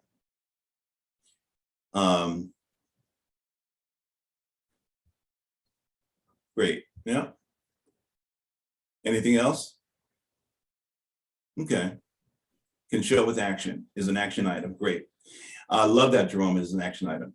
So let me offer what we often think about, certainly our team, and what we're trying to kind of level set in a bit of ways about inclusion. Inclusion really is creating, maintaining, and nurturing places of belonging. And somebody mentioned the word belonging in the definition, and I kind of said something. I see one of our partners is asking to speak. Michael Tikiva from the United Way. Michael, did you want to mention something? Yeah, under this topic of inclusion, if anyone's read the book My Grandmother's Hands, it talks a lot about the body response. And if you're questioning what is inclusion, it is a body response. When you walk into a room, am I welcome here? And that's why I just wanted to add, that sense of belonging is felt in the body. And we've all known when we feel like we are surrounded by that type of safety and security, or when we're not. Thanks, Winslow. Great. Thanks, Michael. Thanks for sharing that. And it's interesting that you mentioned about the body and about it's something that you almost feel. We were talking about our team. We were talking on our team about how do we describe inclusion? And I thought about an analogy of when you invite someone to a party, right? So if you invite someone to a party and you say, hey, Michael, you're welcome to come, and you come, and for a lot of us, that may just be it. We may just say, hi, Michael, you're welcome, and that's it. Inclusion is when we identify some of the foods that you like, Michael, and we make some of those dishes. Inclusion means when we ask you ahead of time, Michael, what kind of music do you like? And we make sure that we play some of that music when you're there. It may also say, did you want to bring someone? Is there someone else who you might want to see at the party? We might ask you that. Inclusion is really the action step of making sure that people feel like they belong. I'm part of this. I may see some things in your house that are welcoming to me. I may see some things that are familiar, and that really kind of deepens the understanding of what inclusion is. So it's not just about welcoming, like we said. It's about helping to nurture those places of belonging, and more to the point, and I use that phrase all the time, but maintaining those spaces. So we don't do it for this one-time thing. We really want to make sure that you always know you belong here and you're part of this. These were really us unpacking some of these terms and really getting us to talk about. So as we talk about diversity, equity, and inclusion, we have some real framework for them. But let me move on to one other thing we wanted to consider. Let's lay out some baselines for consideration when we talk about implementing DEI. So Jerome mentioned that it's not enough that we talk about DEI, but then how do we implement it? And we've been talking over the last couple of weeks about really going into this year and figuring out how to help not just our agencies, but other partners across the state to really deepen the implementation of DEI across the state. And we actually came up with some baselines for consideration as we think about implementing diversity. These would be considered what we might start to think about as core beliefs. They're not necessarily grounded anywhere yet. We're testing them out. We're kind of getting some thoughts on them. But the first one is, all communities are diverse. It's up to us to understand how. And Jerome mentioned this in his presentation about data. Data is a friend. Data tells us stories, and we've got to get comfortable with telling those stories. That's one of the things that we might consider as a baseline when we talk about implementing diversity. We also talk about the idea that our organizations must reflect the communities we serve. And as Jerome mentioned, it's not just about race. We also want to make sure that we reflect everyone in the community, not just people of color, but folks who are of different other backgrounds and other religions. Someone mentioned religion, language, all those things. That's how we can reflect the communities we serve in those ways. And then the other baseline for consideration that we might want to consider is that we must know and understand our communities to implement DEI effectively. So again, it's this idea that we want to make sure we get behind what we see. And I talk about this all the time. Oftentimes we're stuck on our own bias and on our own fear of the unknown. We've got to step out of our comfort zone and really get into the communities that we serve, understand them, and see them. These were what we considered some baselines for really implementing diversity. I'm curious at this point, and this is where we can kind of get some chat stuff going. What do you all see as other baselines that we might be able to consider when we think about implementing DEI? And I'll look for some things in the chat and be able to kind of jump some things off. Someone mentioned inclusion should also include accessibility. Perfect. Yeah. Any thoughts on any other, when you think about baselines for consideration, when we're talking about implementing diversity across Pennsylvania, what else can we think about as a baseline for consideration? Jerome, you want to jump in here and maybe offer something? Yeah. Yeah, because I can talk quicker than I can type. Certainly executive leadership and sponsorship a key, leading from the front on this is very, very important. Right. Yeah. I see a lot of folks saying having a welcoming space, getting beyond our own bias. Those are all great. Checking our knowledge. These are all great baselines. And so as we start to think about it, representation of actual community members' input, perfect. That's perfect. That's what we talk about inclusion. So thank you, Angela, for mentioning that one. Any other thoughts about what you might consider a baseline, excluding background checks, which already have been served? Okay, yeah. Those are all good practical things that we might start to consider doing. Buy-in from everyone. Krista, you mentioned buy-in. and I'll share, just from my years of meetings and community. Whenever I see the word whenever I see the term buy-in, I always think engagement, because buy-in kind of suggests you're going to come into something that I want. Engagement is really where we both kind of collaborate on something. So just wanted to offer that. But thank you for sharing that. Making sure leadership represents our community. Perfect. Thank you, Crystal. Admitting our own errors to past and present. Voter participation. Perfect. All those things are baselines for consideration. We're loving that. Those are all great things. Yep.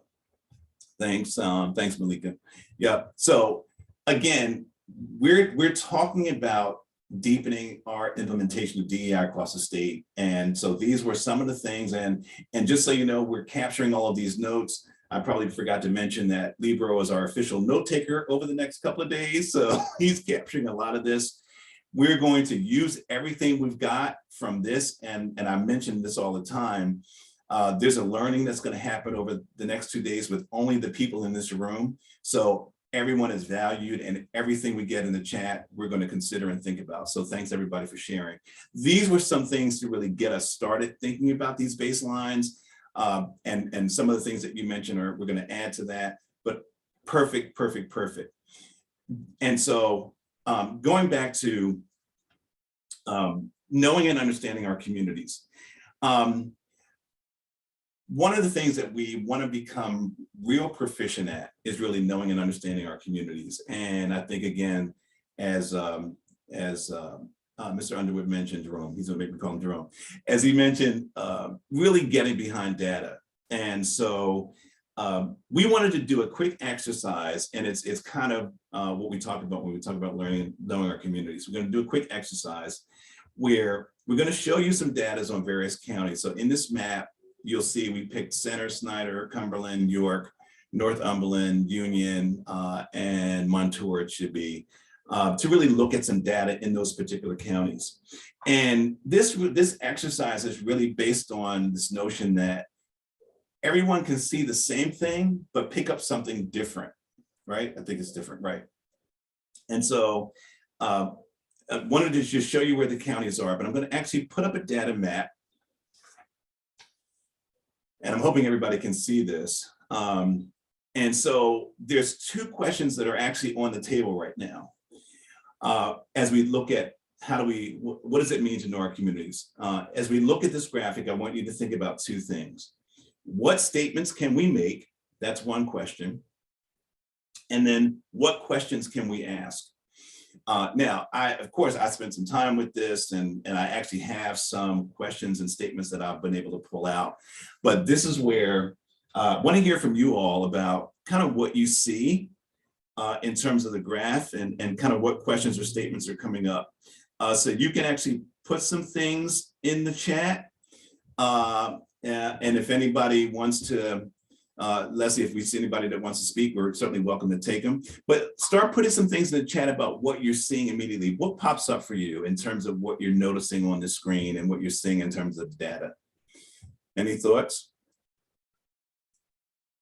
And I'll give everybody kind of a minute to kind of sit with it. It's not a test, by the way. So if you're thinking about a question, it's probably valid. Counties getting older, perfect. That's one of the things that I saw. People of color is increasing in every county. Yes, we're seeing that. Variations of stats, great. Yep, that's what we're seeing. So yeah, no question. And I'll also hint increase in population in persons of color in the county and PA, perfect. I'll also hint that just because you see it here, just because you don't see it here, doesn't mean it's not coming up as a question for you. Poverty trend is encouraging. Decreases in poverty, perfect. Poverty is not dropping as much as fast in PA as in the US, perfect. Higher instead of lower percentages per year. Yep. Libero, while we're getting some more points in the chat, any things to consider when we look at persons of color, when we see the aging population and the poverty rates, anything that really jumps off as something we might want to consider, certainly in the idea of knowing our communities? Well, I mean, obviously there's huge regional variation. You have, very urban, big cities with high concentrations of people of color. And then you have really rural, smaller populations. You have counties that are overwhelmingly more than 90% white. And you have a state that is much whiter than the country as a whole. Those are all things that pop out at me, and it's an older population too. Right. Higher retirement. I saw, yeah, thanks. If I'm saying it right, Loina, I'm probably not saying it right, but thank you for that. Higher retirement. And Winslow, if I could, I think Rita put a very interesting comment in there that okay. I think deserves some spend a little bit more time on that. Sure. The prison population. Absolutely, I was going to speak to that. What was that? About that, Rita herself. I said that is a good point. I was going to speak to that. In addition to looking at how the educational system changes the population and the shift in diversity as we move into counties that have more promising education or higher quality of education, that will impact our census as well, specifically in Cumberland County right now. Right. Yeah. Thank you for that, for sharing that. But let's talk about that prison system, because the biggest prison over there sitting in Cumberland County and how that affects the numbers, the census, and how people leave the county because of the prison being there. Well, it's interesting, and I may not be able to see your tile. Who's that speaking? It's Marsha. Oh, hi, Marsha Curry-Nixon. How are you? Oh, hi, thanks. everybody. Thanks for doing that. It's so interesting that you mentioned that, because as Libra and I were doing some research on this data, we came across an interesting little factoid. Libra, if you want to share what we found. Well, we found, some of these counties that were predominantly white suddenly had like big increases in people of color. And when we look back, it was when they opened prisons. So you would have these jumps in people of color population. And from what we understand, and someone may know better, there's now either a bill or a rule that's being implemented going forward to stop counting residents of prisons in the county of the prison. They're going to be in the county that they originated from, which is, again, this has been a big problem in many states where, the how imprisoned people are counted has an impact on demographics and funds and representation in government, et cetera. And thanks, Libra.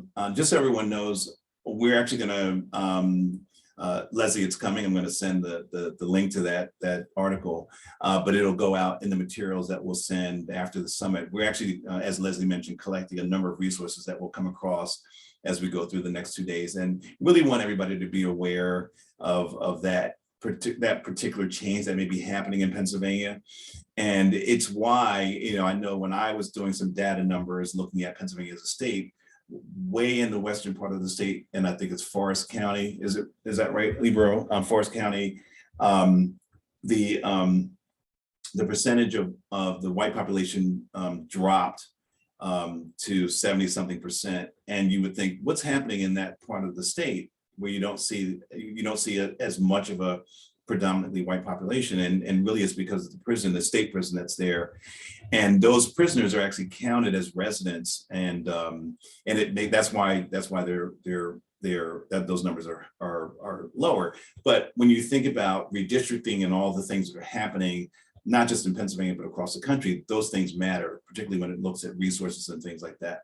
So again, part of what this really was designed to do is really, we talked about earlier, these paths to action. How do we really take action in this work? How do we really start to dig in and look at this work? And one of the ways that we do that is really getting behind the numbers. Take it, and Jerome mentioned it before, data is a friend of ours. It tells us stories. But Libro will be the first one to tell me the census is not the be all end all of all the data that we would want to know about our communities. It really is us getting out, driving, visiting different places, going to churches where we've never been, visiting some of the community centers where we've never been, and really digging in and learning our communities. That's really how we start to get that. And I may have kind of tipped the next question, but I was going to ask, as we started looking at knowing our communities, what's other data that we could use? What's other data that we might want to look at when we think about understanding our communities? What else do we want to know? Any thoughts on what else we might want to know when we're understanding our communities? The census is one way of understanding it. What are some other ways that we can understand our communities? And I'll just look for some real input from the chat. Any thoughts? Employment opportunities, great. Yeah, access to public transportation, great. Yeah. Total population, wage and employment data, perfect. Commercial businesses, housing, graduation rates. Alice, somebody mentioned it anyway. Yep. School demographics. Perfect. We're compiling all this. We're adding all this stuff up. This is great. And as a community organizer, and I mentioned data a lot, and I might be putting our CAAP in the spotlight, but I really want us to be really proficient at the census, really reading it and looking at it, because it really is telling us a lot. Looking at cost of living, transportation, all of those things are really great. Part of this exercise, really, food bank use, great, perfect. Part of this really is having us think about ways that we can know and understand our communities. And I say knowing and understanding because they're really two different things. We can know some things, but it's important that we understand it. Why are we seeing an increasing Russian population in our county? What's happening? We know that it's happening, but why is it happening? Where are folks coming from? Why are they choosing to live here? What can we amplify to really make people feel welcome and inclusive? And so those are the kinds of things that we want to think about. So this idea of knowing and understanding our partners, word of mouth, somebody said, great. Knowing and understanding our partners as we think about implementing DEI and really digging in and really learning about our communities. We chose this data map to really kind of get us started, getting our juices flowing and really asking questions. Because part of what we hope will come out of all of this is that we all become real proficient at asking this one question: why? Why are the numbers going up? Why are they going down? We see a lot of decrease in poverty, not just in Pennsylvania, but across the state. But why is it happening?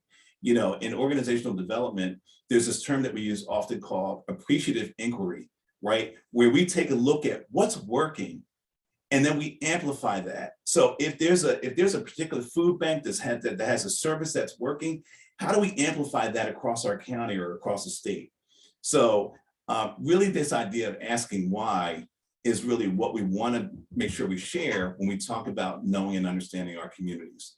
And I appreciate all of the ideas that people put in about different ways to know and understand the data.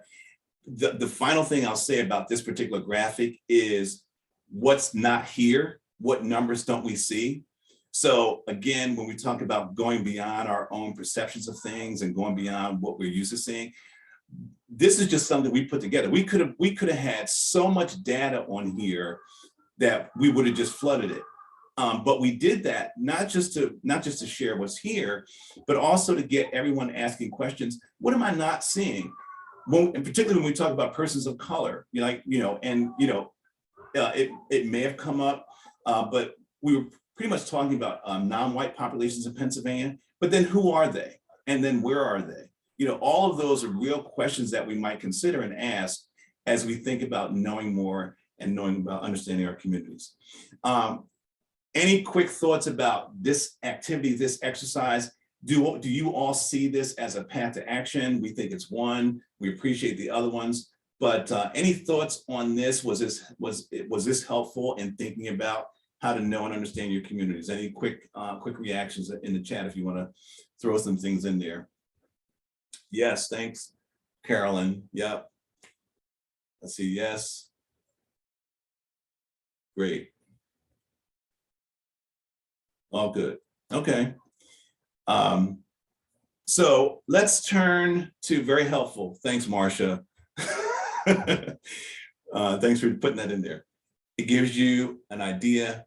Yes, we need to be using data to understand. Great. Okay. Thanks, John. Yes. And John, I know John's Mr. Data because I know Jerome talked about Roma, and I know a lot of our community action agencies use data, but we've got to really get comfortable using that data and really getting to the point where we see it, we ask why, we understand it, but then what do we do? You know, how do we take that next step? We also need to talk about what we don't see, like you were saying. Yeah. Like, especially when you know the culture and the population in which you live, and you know it should be greater. Our efforts into getting our folks out there, and getting our folks to complete the census, because honestly, I think we still struggle with getting a pure, good, effective census, because there's so many people, A, who doesn't understand the documentation, and B, is just too daggone lazy to fill it out. Mm-hmm. But making sure that we're getting that information is going to be key. We're still going to struggle with having an accurate assessment of what we have in our communities, because we have to get the boots on the ground. We have to get out there. We have to knock on doors. Maybe what we need to do, like I saw someone say here earlier, is tap into some of the social service agencies and get better numbers. Because what we do know is people are going into social service agencies to get service, but who they are is still a question for us. Great. That's perfect, Marcia. That's a really great. I apologize, Angela. No, that's great. I mean, this is all great. Wait, no, Angela made thank you, Angela, for correcting everybody. And again, I do apologize, but yeah, I mean, okay. I work with a specific population of folks who choose not to get up and do something, and so I call it what it is. But I'm Great. just saying that's not to apply to everyone. Right, and Angela's point, if I can amplify for a minute, Marcia, it goes to something I've been talking about a lot, where understanding, and I'm gonna indulge you for a minute, Marcia. When someone says someone is lazy, it probably means we don't understand why, right? And so I'm so thankful, Angela, that you said that, because whenever we hear ourselves thinking things like that and saying that, that means we probably don't understand why. That probably means we're thinking about it from our own lens, and we need to get out and understand why a bit more. But again, this was an idea to really get us to go behind the numbers, go behind the data that we're seeing. And Marcia, your point is well made about what we don't see, what's not here. So this is just a snapshot. I think if any of us wanted to, we could spend 4 or 5 days going through the census and doing all that. I will just implore everyone also that it's also just getting out into the community and talking to folks and building relationships. That's the community organizer in me. But thanks everybody for this exercise. It was really, really great. Wanted to talk a little bit now about, as we wrap up, the last idea when we talk about implementing DEI, that our organizations must reflect the communities we serve. And wanted to really jump into this real quickly and say, how do we accomplish this? How do we make sure that our organizations reflect the communities we serve? What are some of those things that you all are doing now to accomplish this? And we'll kind of get some conversation going about that. Any thoughts about what you're doing to make sure your organizations are reflecting the communities you're serving? Tripartite boards, yep. Thanks, Darlene. Paying staff a living competitive wage, great. All those are great. Well, yes, the PowerPoint will be made. Thank you, Kelly. Have persons of color on boards, engaging customers, language access and pay differential. Love that. I hear a lot of our community action partners coming in right now, being intentional about our board selections. Perfect. Those are all things, being intentional about our board selection. That's great. All of those are really great things. Community assessments, love that. I hear Roma in that. Anything else? Let's see, creating, being real, provide benefits, expand community partners. Yep. Pay for value. Yep. I hear a lot of wage stuff, so that's great. Diverse interviewing teams. Yes. I also agree with paying staff. Yep. Livable wages. So really, and as we mentioned, and all of these are really great ways that we can think about making sure our organizations reflect. We're going to offer maybe 3 things for consideration as we think about this, and they're not going to be groundbreaking, but we want to make sure we mention them. And the one of them is, again, Jerome mentioned this, having a diverse staff. And I'm going to say it probably ad nauseum as we go through the next 2 days. It's not just about race. It's about gender. It's about age. It's about culture. It's about lifestyle, language. We talked about that. Physical ability, perspectives, backgrounds. That's how we really talk about diversity when we think about this work and really implementing it. It's one of the ways that we can really implement that diversity.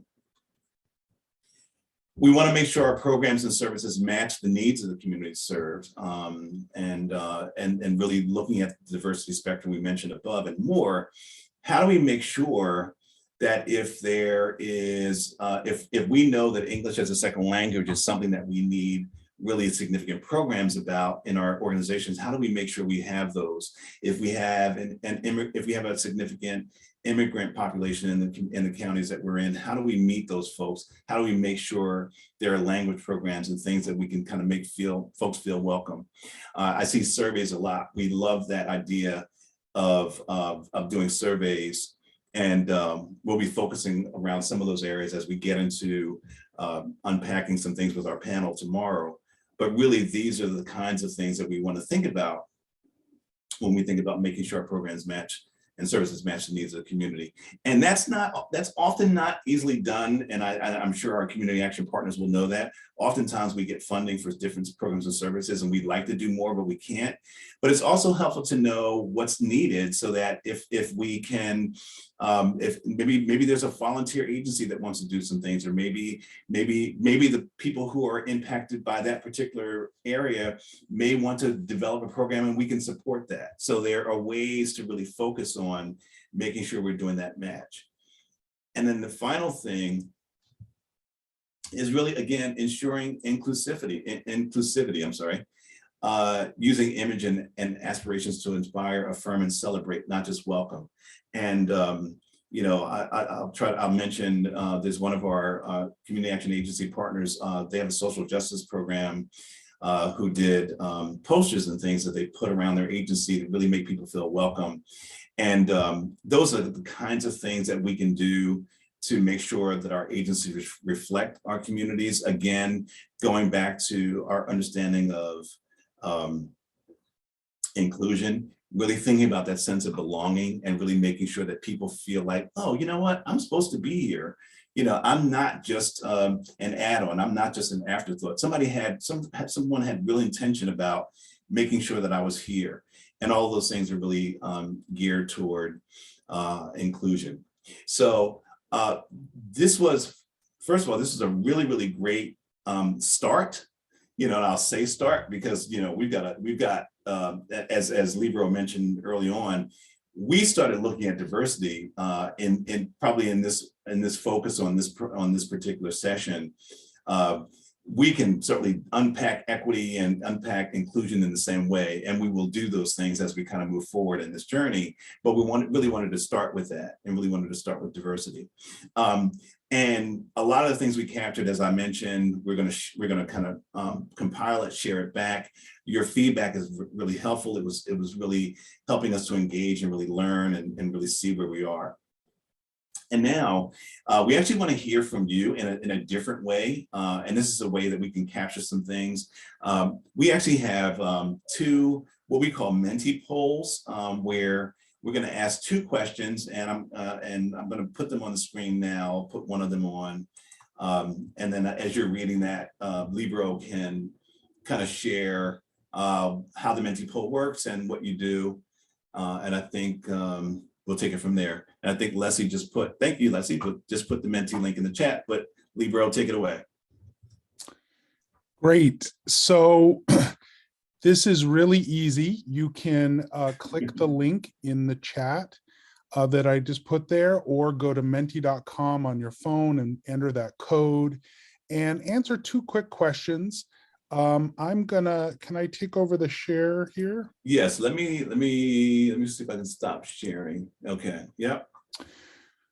So we've been talking about diversity and about how we have to understand our communities, know our communities in order to do our mission-driven work.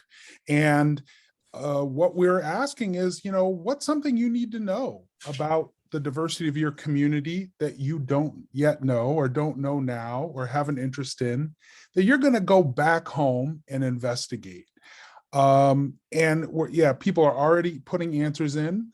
If you can't figure out how to do Menti, you can put your answers in the chat, but we hope you can jump in so we get a picture of some of these answers popping up.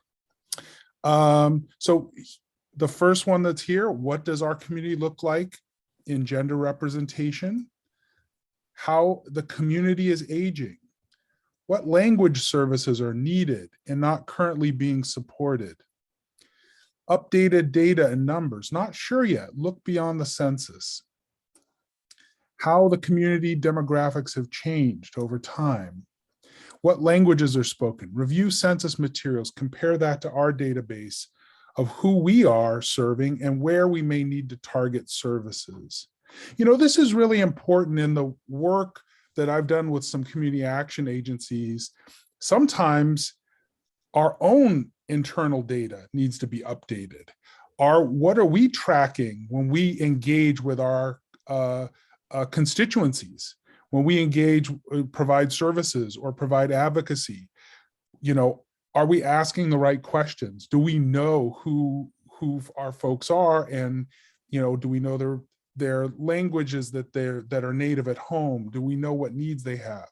Because sometimes knowing that is the first step to knowing, what's this bigger trend in the community we need to understand.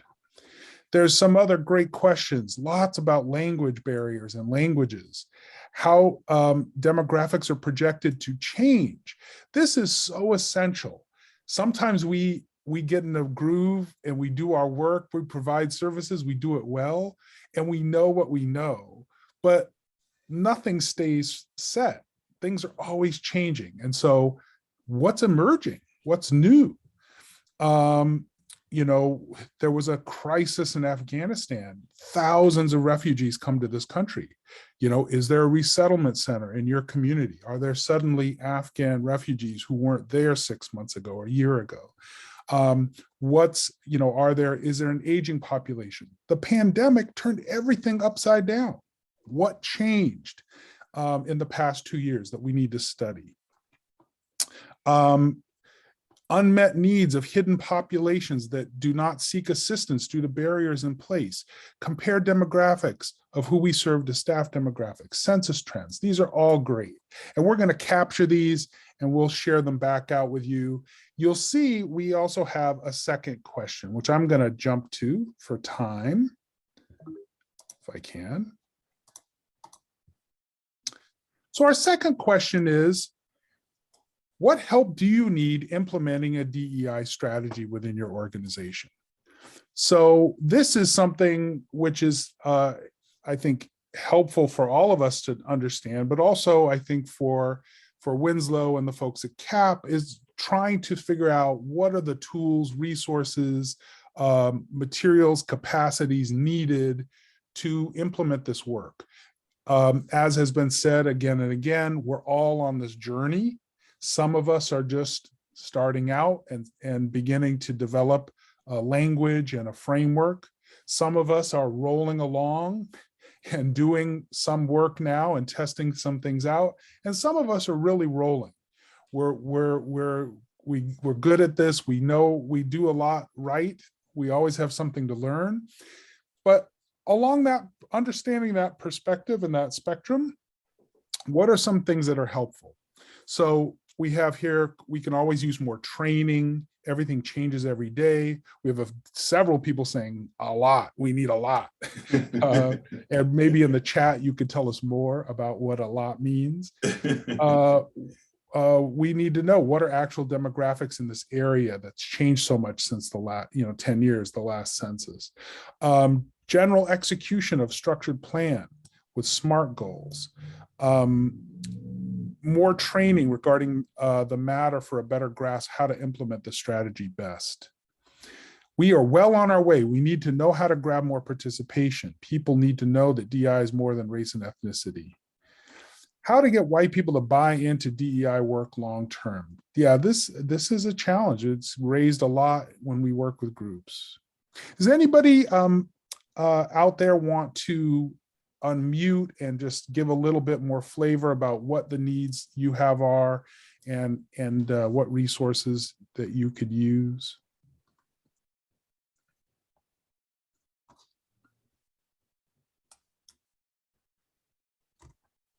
Anyone can jump in and speak up, or if you're so moved. Otherwise, we'll read a few more of these and I'll pass it back. Errol, I will share a comment that I have. Sure. We are a population that's probably combined between minorities and refugee immigrant populations about 20%. But we have 19 languages spoken in our schools. And so as we start doing DE&I, it's how do you bring this different languages, different cultures. It's one thing looking at African-American, Latinos, and whites and trying to get them to come together. But when you got Bosnians, Sudanese, et cetera, trying to come together with those cultures that don't always even embrace some of the ideology that we have, how do you break those down and try to get people to the table with all those different language barriers and everything going on? It's something we could use some help with. Sure. This is hugely challenging. I mean, I live in New York City. There's like 200 languages spoken in the New York schools. And I would say a couple of things. One is, we are never going to do this perfectly. We're never going to fully reflect the community. We will never be able to provide all the needs, but we want to strive for it and figure out how we can do what we can, what's possible. Two, I would say partnerships are really important. Not all of this work has to be in-house. How can you partner with a church, with a community organization, with other organizations that already have access to that community, may be able to help navigate cultural difference, language difference, help with translation. And then the other thing I would say, the third is honest engagement. One of the things is that I think people understand if you can't solve every problem or provide perfect service, if they feel like you're trying, if you have a sit down, if you, say, what could we do? How could we be better? Let's think about what we could do together. And I think that when people see honest engagement and the attempt to address needs, there's a lot of goodwill that's built, which I think opens doors for the future, including maybe resources, including and lastly, I'll say government. In many places, there's some of the agencies here are nonprofits, some are governmental, some are pseudo-governmental, but it may be that there's some collaboration there as well, where you overlap with some mission that government has to address some of the same needs. Yeah, Libra, I'm gonna add something, Danny. That's a really good point, and I'll offer one other thing. It kind of goes on to what Libra talked about partnerships. And I'm using my community organizing lens when I talk about going into the community and really building relationships with some of those populations and then bringing them in. maybe find one or two grassroots leaders who are doing some really good groundwork on the ground, bringing them into the agency. People will follow them in once they know there's someone there that looks like them, that talks perhaps like them, that has their particular background. So that relationship building and partnership, as Libro mentioned, is one really great way to think about how to bridge those gaps, because we know they're there. And we also know, as Libro mentioned, our agencies can't, we'd love to do absolutely everything. We know we can't do absolutely everything. And we also know that we can't do absolutely everything great. And so we need help in doing that. And so that's one of the ways that we're doing that. But thanks, Danny, for that question. And I'm glad that's something you're grappling with. So that's something that we're going to grapple with as well. And Libro, thanks for those Menti polls. As we mentioned, everybody on the call, we've captured a lot of those, that comment and that feedback. We're glad that you were able to kind of share it with us. And as I mentioned, we're going to take some of that. We're going to take some of that information, compile it, really begin to look at next steps and strategies on how we do that.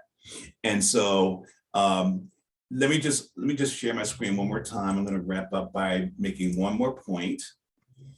And again, thanks for the Menti questions. And this has come up a lot as we talked about just today, as we talked about, and we heard that you know, I'll probably see those two words in my sleep tonight a lot. And it really gets to this question: how can CAAP help with training and technical assistance around DEI? What would be helpful to your staffs, your boards, or your community leaders? And we know that there's help needed, and we're appreciative that everyone's been able to express that. And so, you know, obviously the summit is our way of saying we want to help. And obviously my number and email are there. So please email me, you know, email our team at CAAP. You know, we're all here to really become partners in this work. And so we really want to make sure that we kind of address that. I'd love to be able to kind of see that same poll at the end of the year and not see a lot of those a lot. I'd love to be able to do that. But we're, as Libro mentioned, we're on a journey. We got to start where we are. And so it's glad to see it now, but it's but something that we do want to work on. And so we had actually planned to take a quick break, but we want to shift a minute because we think maybe we can do a quick wrap up and maybe end the session a bit early. So this is the opportunity where, as I mentioned, Libro was doing a lot of note taking and capturing a lot of this for us. And we actually set aside the final portion of today to really kind of capture some of what we might have learned, really figuring out what those takeaways are. So I'm actually going to turn it to Libro to kind of share a little bit and do a little bit of engaging with you around what you got out of today, what was helpful, what you want more of, and then he's going to bring it back to me and we'll talk about tomorrow. So Libro, take it away. So I think that in the past couple of hours, really a short period of time, we did a lot together, and I want to get a sense of sort of what people's takeaways are leading into tomorrow. But some things that I observed, one is we started out with a great opening keynote by Jerome, who was bringing in both his experience on the ground running an agency, but also his national perspective working in the equity commission of the National Community Action Partnership. He talked about that this work around diversity, equity, and inclusion is not charity. It's not just nice, but it's core. It's impossible to do the mission-driven work that all these organizations are doing without addressing equity. And I think that that's so important, that this is not an add-on, it's not nice, it is essential. So that was important. He laid out some really great perspectives on what this whole diversity, equity, and inclusion mean, and why in this moment in history, in this country, it's so essential and has become unavoidable.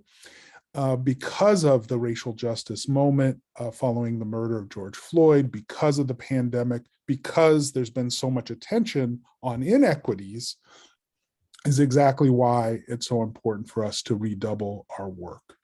And he also introduced this idea that even though this DEI work is not just about race, that part of doing it right is to be anti-racist organizations, anti-sexist organizations, to be really fully embrace equity for all people, people with disabilities, across issues of sexuality and age and language access and immigration status, et cetera, that is what we're striving for, is to fulfill the human potential of everyone. We also heard from Winslow, where he did some definition of these terms and these topics, and also looked at sort of Pennsylvania as a whole and thinking about how we understand the diversity of Pennsylvania.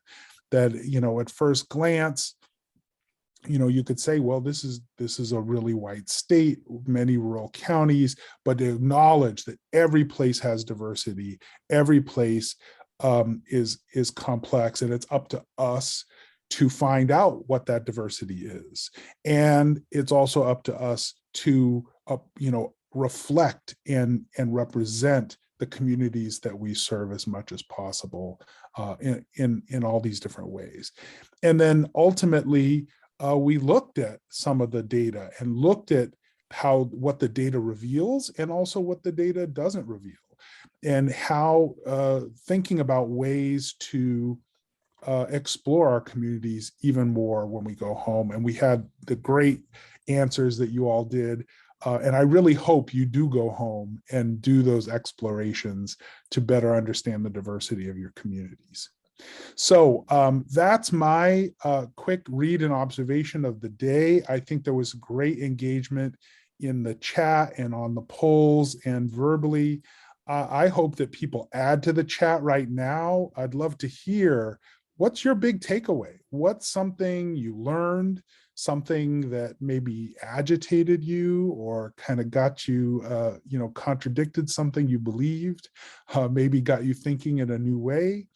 Was there something that you're gonna walk away thinking about before tomorrow? Put that in the chat. Let us know what your takeaway for the day is. And then the other thing I would say is, what's your unanswered question? What's the thing you want to see tomorrow or in future sessions? Like, what's the piece of this work that still you're wrestling with? Put it in the chat. Let us know what you're thinking, because someone else is probably thinking it too. Are there other challenges? Are there other needs that you listed on that Menti poll? We see something, organizational assessment is a great learning step. Thanks, Michael, for that. It's very validating to hear the acknowledgement of making sure our own staff receive a living wage. Love that. Living wage came up a lot, so that's certainly on the minds of folks, and that's a great takeaway. Thank you, Carolyn, for being here and offering. Love a couple of specific action items we could implement to move us forward. We're going to have a lot of that. Job seekers should have the opportunity to join workplace, especially if such job search. So we hear a lot about that employment piece. Really good takeaways. These are all really great takeaways. People suffer differently. Love that. Yeah, thank you, Crystal. It really, I might have missed that. I didn't get that as a takeaway. I'm glad you mentioned that, Crystal. About Crystal's statement was, Jerome's statement that hit deep was that people suffer differently. And it's something to really think about. So I'm glad you mentioned that, Crystal. That's a really good takeaway. Anything else in terms of takeaways for the day? And while we're doing that, I'll just kind of jump into what we're going to look to do tomorrow. Tomorrow we're going to do two things. We're going to start off, again, it's going to be from 1 to 4. And we're going to start off our first workshop with a panel discussion where we're going to meet some key leaders across the Pennsylvania and really dig in on their perspectives. Each of them comes from a different lens across the state. And actually one of our panelists is, they may all be here, but I know Michael Tekiva, CEO with United Way, is going to share not just his perspective as a CEO of United Way, but Michael was really instrumental in helping me kind of think about social identifiers. And he was quick to say, Winslow, I'm white, I'm male, I'm married, I have kids, and he was really saying all those things to identify all of what he believes are his social identifiers. And we all have them. And so he's going to be able to share his lens of how he approaches this work. And so that panel discussion is going to be our first workshop. And then after the panel discussion, we're going to do some breakout rooms, and we're going to dig into 4 different topic areas. One, around overcoming hiring and hiring barriers to, hiring and retention barriers as it relates to DEI. Libro is going to lead a session on how do we make our programs more equitable. We talked about equity today. How do we make our programs more equitable? I'm actually going to do a session on the DEI continuum.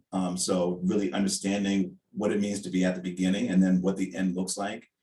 And then we have our other 2 panelists who are going to do a workshop on expanding access to services. So language came up a lot today regarding folks in our communities that we may not be in tune with because of language. And we want to really figure out how we overcome not just language barriers, but culture barriers. We want to really dig into that piece on inclusions. And so we have a breakout room that's going to look at that. So lots of really jam-packed stuff for tomorrow. And I'm just glad that everyone's here. We wanted to just give you a forecast of what that looks like. We're actually wrapping up early, and I know our CEO would say that's never a bad thing, and that's great. But I'm actually gonna just turn it to Leslie for 1 second. Leslie, you want to share any last minute housekeeping, things like that? I just want to thank everybody for coming to the first day of the CAAP Statewide DEI Summit. We are back here, like he said, at 1 p.m. tomorrow for day 2. And again, we're using that same link that got you here. That's it for me. Okay, yeah. All right. And so barring that, we just want to, again, thank everyone for coming. We're glad you were here. And I'll say it again, there's a learning that happened today that only happened with the people in this room. So we just appreciate you taking some time out, and just be mindful. We're going to capture as much as we can. This has been recorded, and we'll see all of these things in the post-event wrap up that we'll do. Other than that, we're going to sign off, and I think that's it. Unless, Beck, did you want to make any last minute comment? I know you said don't do that. Oh, just thank you everybody so much for joining us today. We're really excited to kind of take a deeper dive tomorrow in some additional topics that folks kind of touched on, and excited to see your faces again tomorrow. So thank you so much. All right, great. Thanks, everybody.